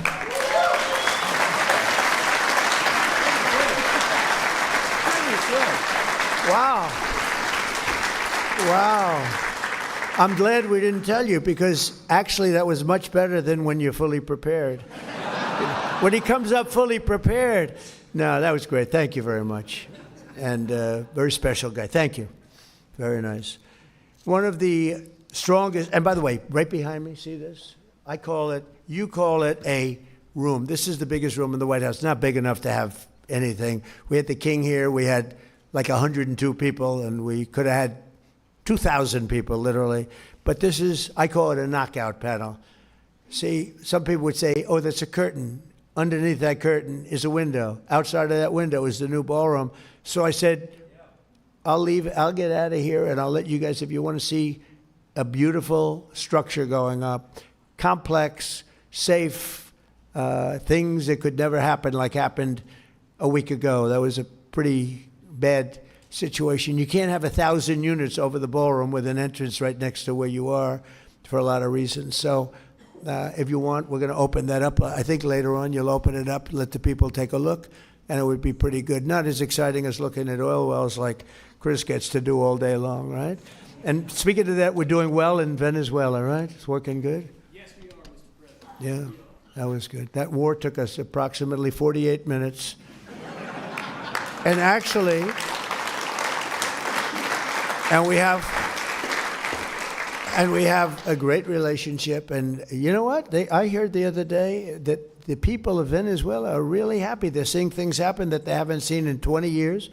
They're working, and there's a spirit in Venezuela that they haven't had in many, many years. And the big companies are coming in now, and they're building these giant rigs because there's a lot of oil in Venezuela, a lot of other things too, and a lot of great people. And we have people in charge that are doing a fantastic job, and they're working with you, and you are doing a fantastic job. So thank you very much, Rick. Good job. Proud of you.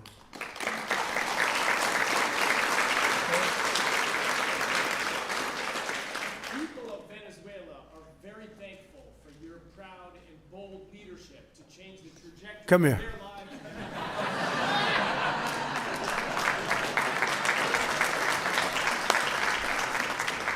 This was so good, I said, you better come up. No, I want to say, as you engage with the people of Venezuela and the businesses, I will tell you that President Trump is incredibly popular with the people of Venezuela. It's a nation of 30 million people going the wrong way for 25 years. And a bold leadership of this president changed the trajectory of that country, changing the futures of all those people, wanting millions of Venezuelans abroad to go back to that country. American businesses are stampeding in to invest in that country. 25 years trying everything going the wrong way. His bold leadership and creative thinking changed the game. Thank you, Mr. President.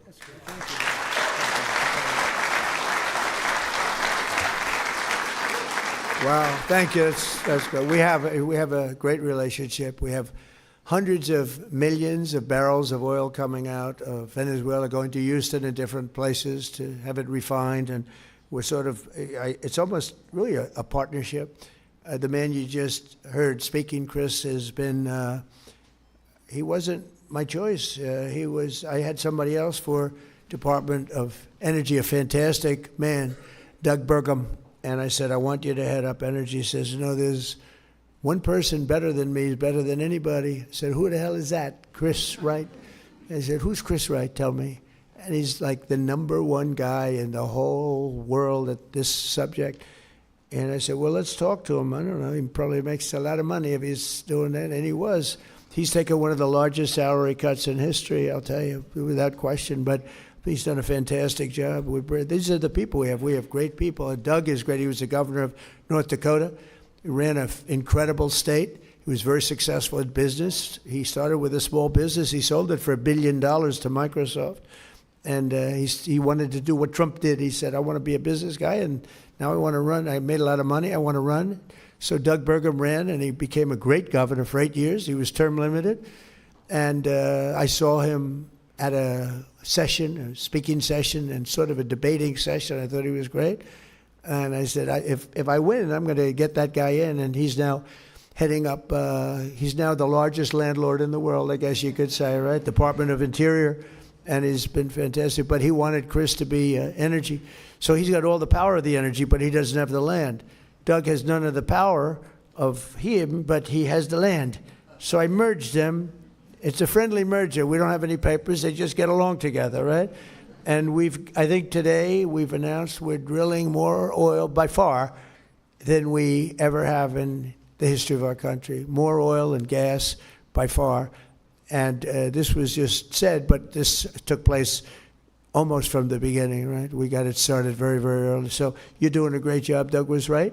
And we're also very happy with Doug because he's doing a fantastic job. Thank you very much, Chris. Appreciate it. So one of the strongest effects of our tax cuts and tariffs is the Trump manufacturing boom, is what they're calling it, because that's what we have. We have never had anything like what's happening now. And when I talk about, again, the $18 trillion, that's coming in and building places. And as we speak, American companies are ordering core capital goods for factory construction and operation expansion. And you saw the construction numbers. Now, the plants will be opening over the next period of time, pretty soon. But, we just got started. And these plants are going to be opening. Right now, the big numbers, the construction jobs in the country are going through the roof. And ultimately, when the plants open, then you're going to have manufacturing jobs, because right now, the plants, many of them haven't opened, but they're under construction. When you see the final numbers, you're not going to even believe what you are seeing, because there's never been any construction boom of factories like we have right now. We lost our car industry. We lost 54% of our car industry to Canada, Mexico, Germany, Japan, South Korea, other countries. 54% over the years, over a period of probably 30, 35 years. And they're all coming back. They're all coming back. And they're coming back at levels that has never been seen before. It's pretty amazing. Well, you see, you'll see it. It can't be disguised by our friends that would, I guess, I don't know. I see so many of them smiling and having a good time that I actually think they probably like us. I think their bosses say, treat Trump as badly as you possibly can. But they had so many good faces, and so many, they are a lot of professionals there. But it's the highest rate in over 4 decades. And under 4 years of the Biden administration, real wages for manufacturing workers fell. It fell $840. Under 1 year of Trump, wages for factory workers, manufacturing factory workers, increased by $2,500. So think of that. Under Biden, it fell $840. And under Trump, it went up $2,500. That's quite a difference. And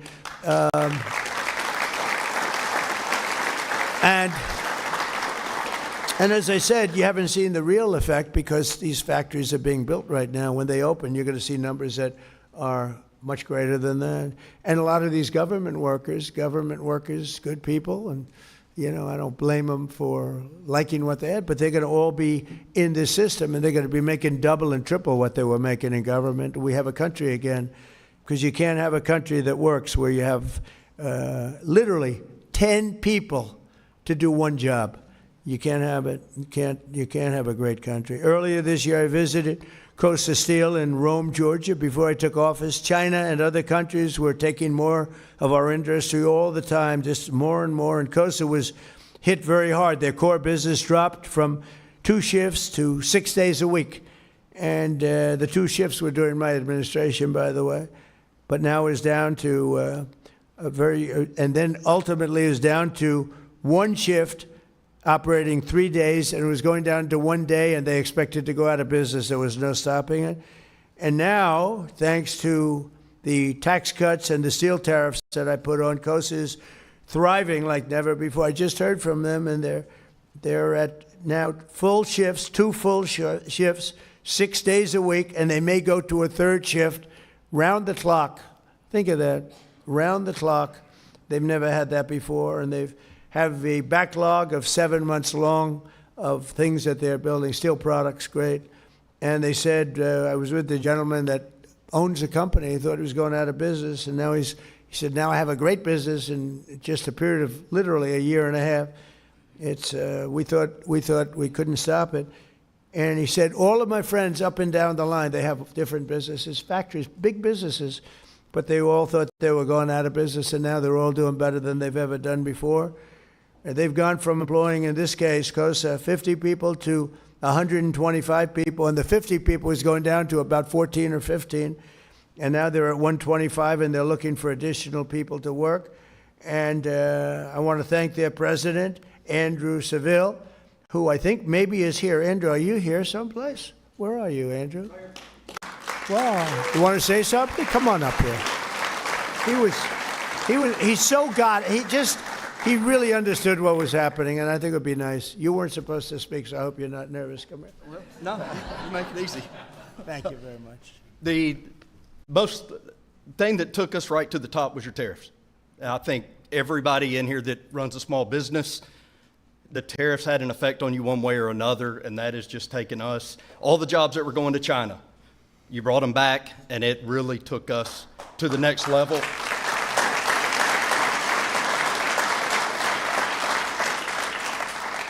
And we were honored to have you come down to our company. So thank you for having me back here. I wasn't prepared to speak, so I'm going to get off the stage. Thank you, Mr. President. You guys do better with no speech. You do better when you don't know you speak. You know what? It's a little truth to that, Rick. Sometimes you don't think you're going to introduce somebody. You know they're in the audience, but they don't know, and they end up doing better because they speak from the heart. They have no choice. They can't think about all night long, what am I going to say? And then you get up and you bore the place. No, it's very good. You speak from the heart, and that's true. Tariffs were a very big part. We had an unfortunate ruling out of the Supreme Court, but the good news is I'm able to do it a different way. They said use the other way. There was no reason for that. It was terrible, actually terrible, but it'll have no impact other than I hate to pay people back. Tariffs, $159 billion. I have to pay them back when a little half sentence, any money taken in to this point does not have to be paid back. We would have saved $159 billion, and I cannot figure it out. How could anybody do that? But they did it. We have other ways of tariffing. As you know, we're already doing it. And actually, they're more tested, they're stronger. A little bit more complex. I like to keep it as simple as possible. And in many ways, they'll be better. It'll be better. I just want you not to think that because of that decision, the tariffs will actually be higher. It's turning out they're going to end up being higher. But it's made our country rich, really rich. And it's like Andrew said, I mean, without them, there would be nothing we could do to save your country. Nothing. It's the greatest word. Remember, I used to say it's my favorite word in the dictionary, the word tariff. And then the fake news got on me. They said, well, what about God? What about your wife? What about your family? What about... So they were just killing me because I said it's my favorite word. I said, all right, it's my 5th favorite word. So it's my 5th favorite word. But because of tariffs and, the proper use of tariffs, so you have to use them in a certain way. But we've been ripped off in this. I've been talking about it for years. We've been ripped off in this country for decades. We lost our car industry. Think of it. There's a person here making utensils, beautiful forks and knives and things. Where is that person? Who's around here? So and he was telling me, he said, China is coming in and they're ripping us. And we have a tariff. It's 25%, but it's not enough because, they have certain advantages that you're not going to have, but the advantage you have is you have a higher quality product, and I'm going to be able to take care of that very easily. Just by putting it up, you'll be treated fairly. It's just really tough, and it's amazing you've done as well as you've done. But You did that because of the quality of your product. We have such quality. North Carolina, if you take a look, I'm going to put tremendous tariffs on. That process has already started. It takes me longer now because of the Supreme Court decision. I have to go through a process. It's ridiculous. But we don't like it. We like to do what's right and get it done instead of having to do a report which is going to come out and say the exact same thing that everyone knows. But you can tell the people in North Carolina that, we used to have a great furniture business. I built a lot of hotels and a lot of different buildings where I need furniture. I would go to North Carolina. These were great artists. And China essentially put them out of business because we didn't have a president that was willing to do it. It happened before my term. They've been out of business for a long time. I used to go down there and see these people. They were artists with wood. I'd say, I'd like to make the handle a little bit slimmer. Ding, ding, ding, ding, ding. It was like magic. And we lost that whole thing. You can say it's coming back because we're putting tariffs on furniture where you'll be able to more than compete. We have to protect our businesses. Same thing with you in the utensil business. Your stuff is so beautiful, but it's very tough when you're competing against something that is cheap and, because of the lack of protection that you've been given, it just puts you out of business. So you actually said thank you for the tariffs, but the tariffs really aren't high enough, in my opinion, in that particular thing. But with the furniture, we're going to bring all the furniture back to North Carolina, and you're going to see it'll be as robust as it was 25, 30 years ago. The greatest furniture people in the world, and they got stolen. They really didn't take them. They found people in China that could do it, and all those people got put out of jobs, and their kids have that same ability. And you watch what happens, how good it is in North Carolina, because I've had to go through a process to get that approved, but now it's approved, and you're going to be, again, the furniture capital of the world because nobody can do that quality. And I know the quality. I buy a lot of things from China, and because I was forced to. When I was in the hotel business, I was forced to buy from China because of pricing and because of for other reasons. What I wasn't getting was the kind of quality that we were getting here.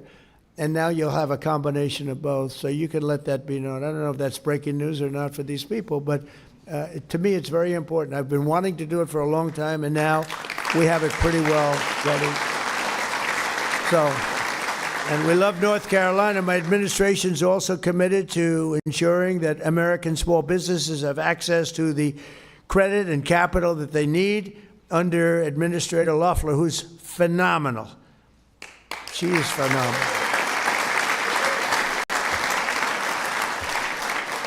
And she's got a great husband, Jeff, and he's a friend of mine, and he's a very successful man, and he's a great man, and he's got a great wife, and I was so happy getting her in this position. She replaced a woman who was a very legendary woman, Linda McMahon, who's now in education. She's doing a great job. She's moving education back to the States where it belongs, and Kelly is doing great.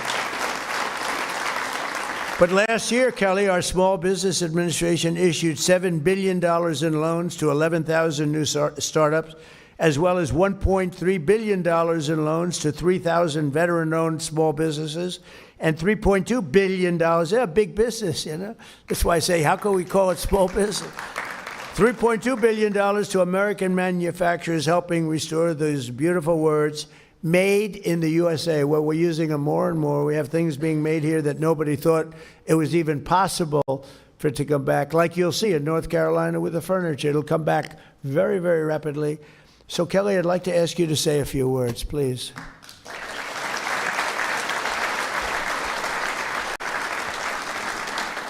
Thank you, Mr. President. First of all, you are the most pro-growth, pro-small business president in American history. Thank you.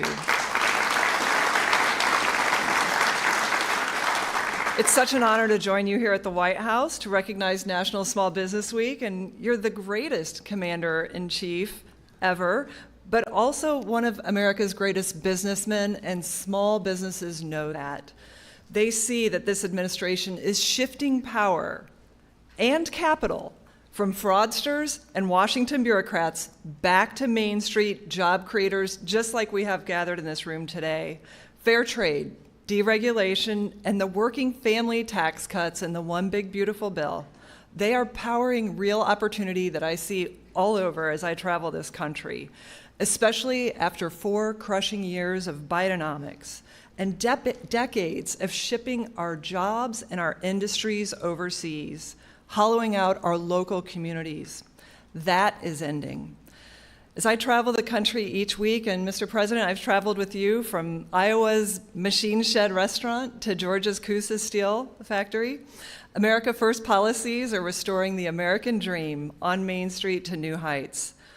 At generational businesses like Jimmy's Famous Seafood, at industrial innovators like Prince Manufacturing in Georgia and Blue Patriot in Nebraska, who are building big, beautiful new buildings thanks to the working family tax cuts. Today, 98% of U.S. manufacturers are small businesses.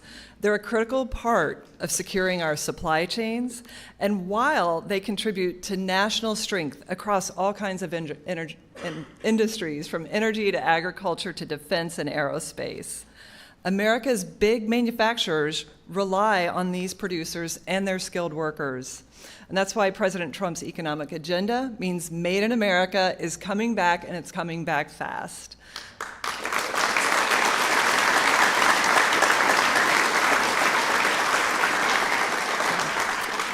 Now, at the Trump SBA, we're helping to fuel that growth. As the most free enterprise agency in the federal government, in 2025 alone, we guaranteed a record $45 billion in lending to 85,000 small businesses through local banks. That's an all-time record at the SBA, and we did it with 53% fewer staff at the agency.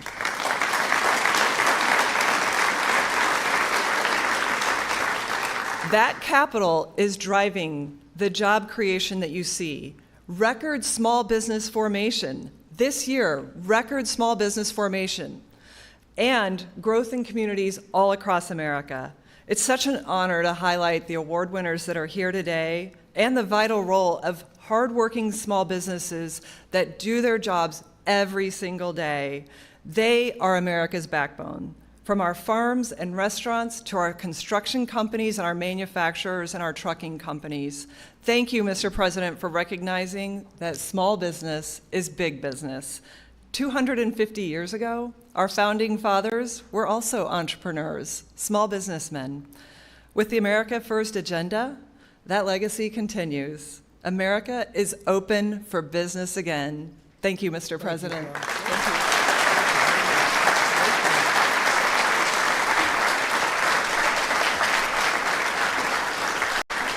That's a great job. I just want to sort of end by, I'll give you a little common sense business. So a lot of you run your business for a couple of reasons: talent, brilliance in many cases, but also common sense. And I'll give you just one little anecdote. We have a beautiful, potentially beautiful, built in 1922, it's a long time ago, reflecting pond in between the Washington Monument and the Lincoln Memorial. It's 2,500 feet long. That's taller than, I think, any building in the world. That would be if you lay it sideways. It's 2 Empire State Buildings, more than that, and very wide, 167 feet. And for years, they've wanted to fix it, rebuild it. It's granite. The stone is good. Granite's great. But it was leaking because it's little pieces of granite. Very, very expensive when they did it. But it always leaked from the day they built it. In 1922, and it leaked badly. And they've looked at fixing it for decades, really fixing it. And it wasn't working. It was too expensive. And the final price we got fairly recently was to fix it as $350 million, because they were going to take the granite out and they were going to replace it with new granite, new stone, tighter joints, all that. It was going to take 3.5 years. And I heard about it and I called Doug Burgum and I said, Doug, what do you think? I built a lot of swimming pools, hundreds of swimming pools in different jobs. I said, let me look at that surface. So it's granite. So granite is virtually indestructible, but it was filthy dirty. It started because I called, because it was so dirty. It was disgusting. People called me and they'd say, you know, it's a shame. I'm looking at the Washington Monument and this thing is terrible. The water is dirty. There's cartons of stuff in it, and everything is just so horrible. And I said, wow, that's terrible. We can't have that. And I actually had Secret Service. I said, drive over there. I want to see it. Sir, we won't be able to. I said, just do it.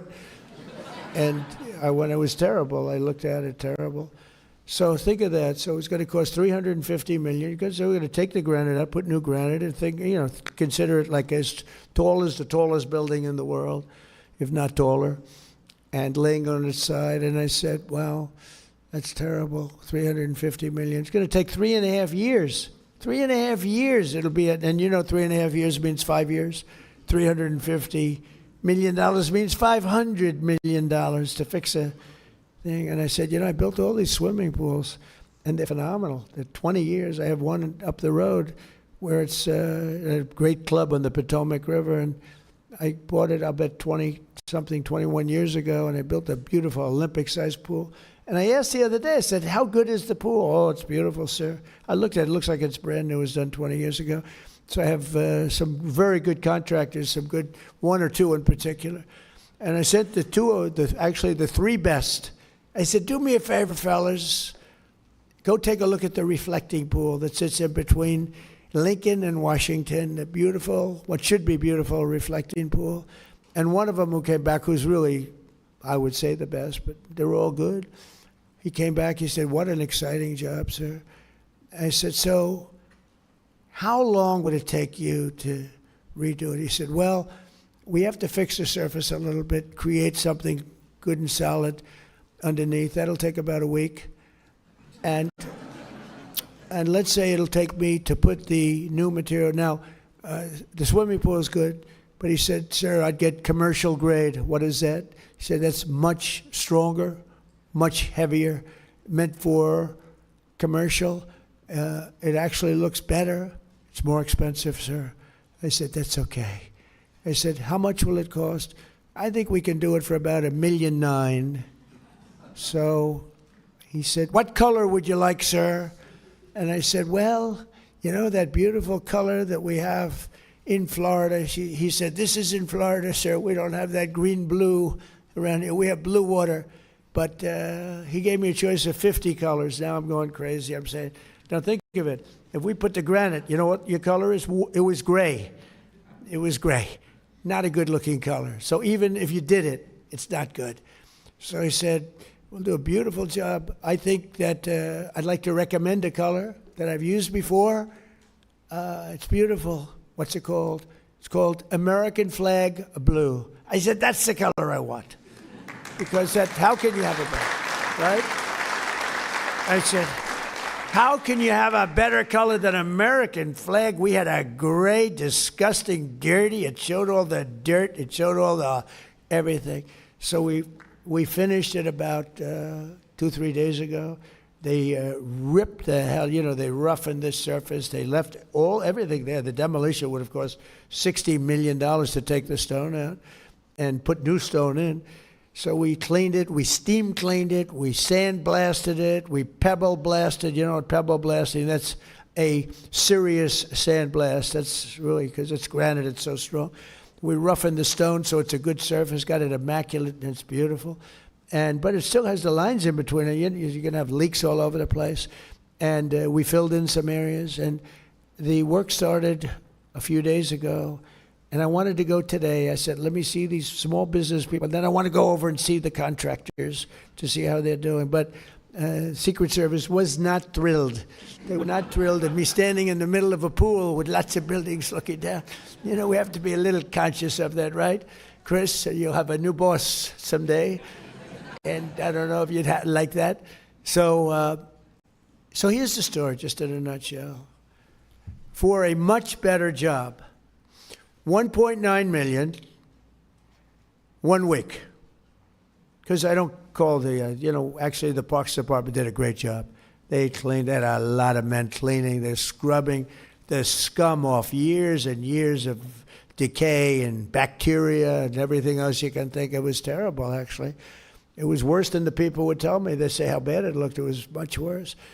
The Parks Department did a fantastic job. They got it down to the surface, and these guys came in and made the surface really, really good. And now the fun starts, and they're putting it down. So, ready? 1.9 million versus $350 million. Right? Common sense. Common sense. A great, beautiful blue color, American flag blue, as opposed to gray. Right? Water's not gray, but it's one of those things. And instead of 3.5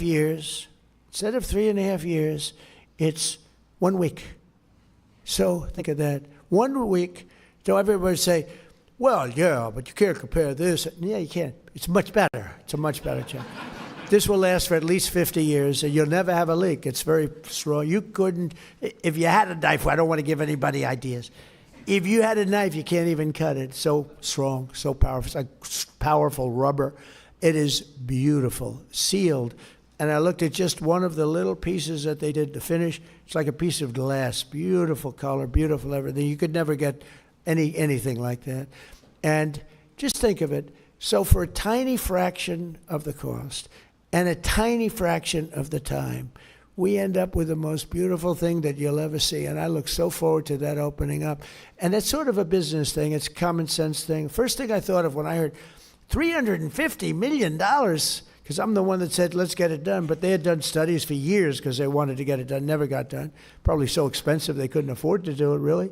But there's a thing, common sense, right? Swimming pool. I said, well, swimming pool looks so beautiful. Wouldn't that be nice? So for a tiny fraction of the time, a tiny fraction of the cost, we end up with a much better product. And this is what you people do with small businesses all the time. It's what Kelly does in running this. She comes to me a lot of times with ideas for less money. It's a better job. So I thought I'd tell you that because this just happened. This just happened. If you go down, if you'd like to see them doing it, on your way back home, take a trip down to the reflecting pond, or they call it the reflecting pool. Some people call it the reflecting lake, but the word reflecting is always a part of it. They call it different things, but reflecting is always a part. Last but not least, we have someone who is helping us lead the revival in American manufacturing, this year's National Small Business Person of the Year. I want to hire him. How big is this business? I want to get him. Mark LaMancha, and he's a fantastic guy, and he's the owner of Hometown Products, a metal casting and 3D printing company near Youngstown, Ohio. I hear it's amazing what he's done. In 2008, the company was nearing bankruptcy. It looked like it couldn't be saved, but that's when Mark patented a system to boost productivity at the company by more than 400%. Mark would like to use you in government. How would you? If you could use that system in government, that would be very nice. He transformed Hometown into a pioneer in 3D printing, and he's leading everybody. And today, they're North America's leading producer of 3D printed sand cores and molds, which is a big business. And Mark, we're here to honor you today, and if you could come up, we're going to give you a little something. Come on up. Hey, Mark.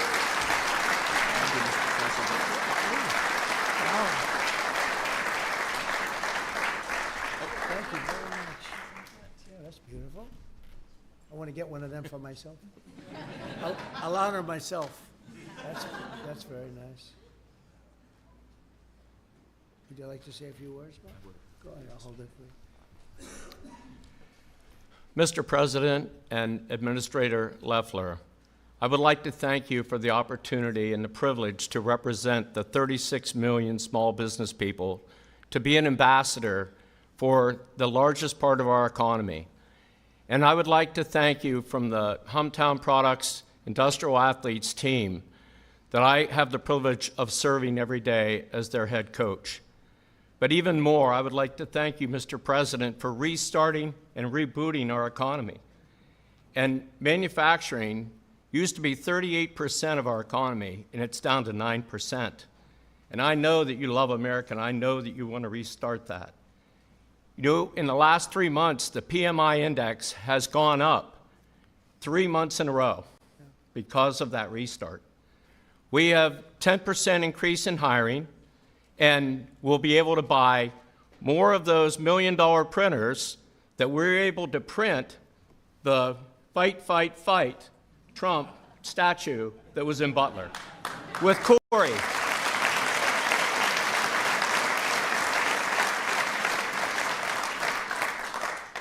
So I want to thank you from the bottom of my heart for loving America. And, you know, manufacturing is my favorite sport, so let's make America manufacture again. That's good.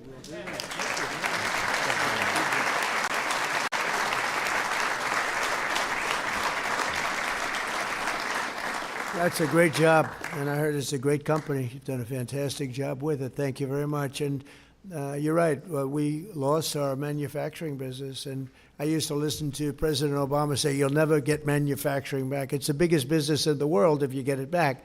And we're heading to that. I think we'll be higher than at any time fairly soon. When these places open, I think we'll be higher than at any time in the history of our country. And we used to be a manufacturing capital. We were the manufacturing capital of the world, and then it got taken away. The chips went to Taiwan, and all they had to do is say, if you sell your product back into the country, there's going to be 100% tariff, and nobody would have left.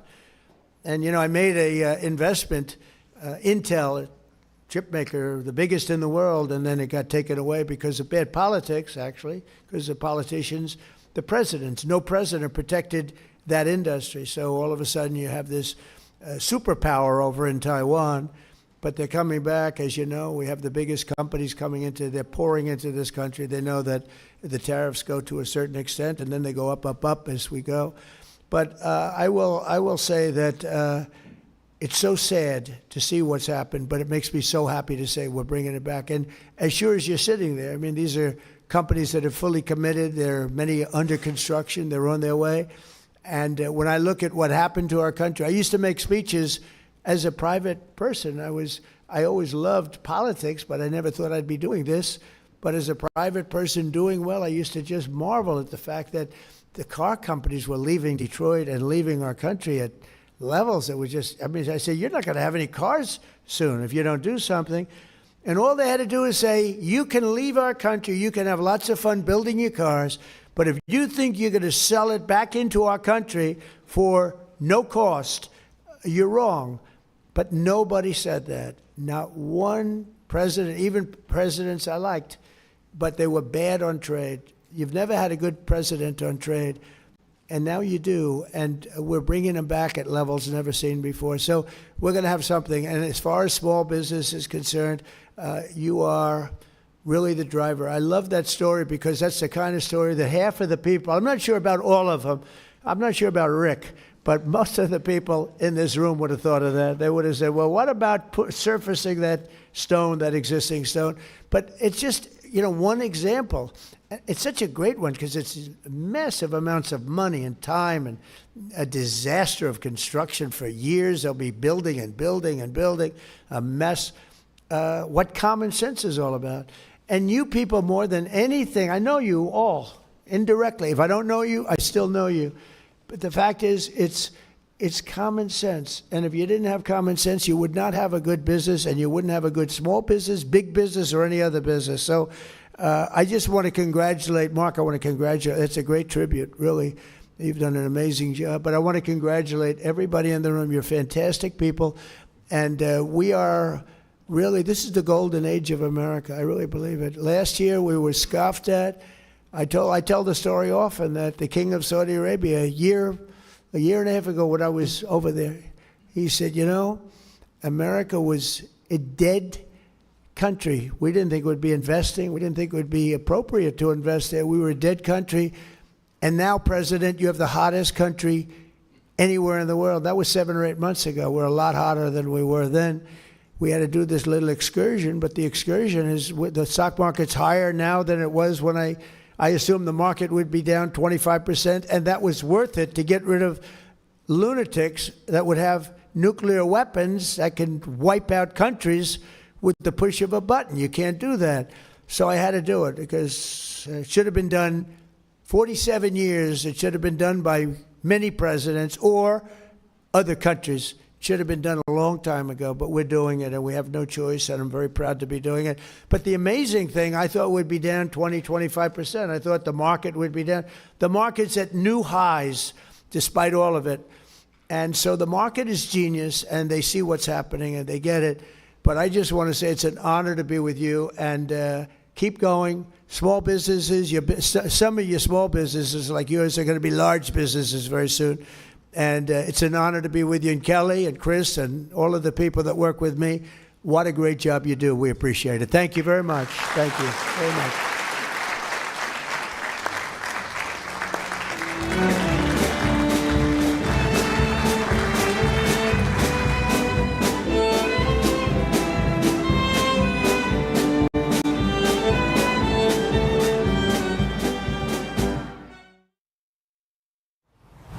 President Trump speaking at the Small Business Summit there at the White House in the East Room of the White House. Thanks so much for live streaming in with us throughout this broadcast. We interviewed a lot of great people and talked about a lot of great things in the sense of the 24/7 news cycle, and also some very serious stories like the 2 U.S. service members who are still missing in Morocco, as there was a training exercise there. So there's just a lot going on out there, including the greatness of small businesses across our country. Speaking of small businesses, mypillow.com/RSBN, a great company, of course, as you guys know. mypillow.com/RSBN. You have the warehouse moving sale. Save up to 80% on some of the greatest products out there, and always good to be purchasing from mypillow.com. The great Mike Lindell, of course, running for governor in Minnesota and has a number of great companies, including MyPillow. Also, let's go to this. If you'd like to donate to Right Side Broadcasting Network as we grow and expand, you can do so. rsbnetwork.com/donate is the location for that. rsbnetwork.com/donate. We want to thank you guys so much for live streaming in with us here on Right Side Broadcasting Network. Go ahead and give RSBN a follow at RSBN on Truth Social, at RSB Network on X. If you'd like to follow me, it's at Matthew Alvarez on Truth Social and at Matthew US Media on X. Thanks again for watching. For all of us here at RSBN, I'm Matthew Alvarez. Have a great day. We'll see you again soon.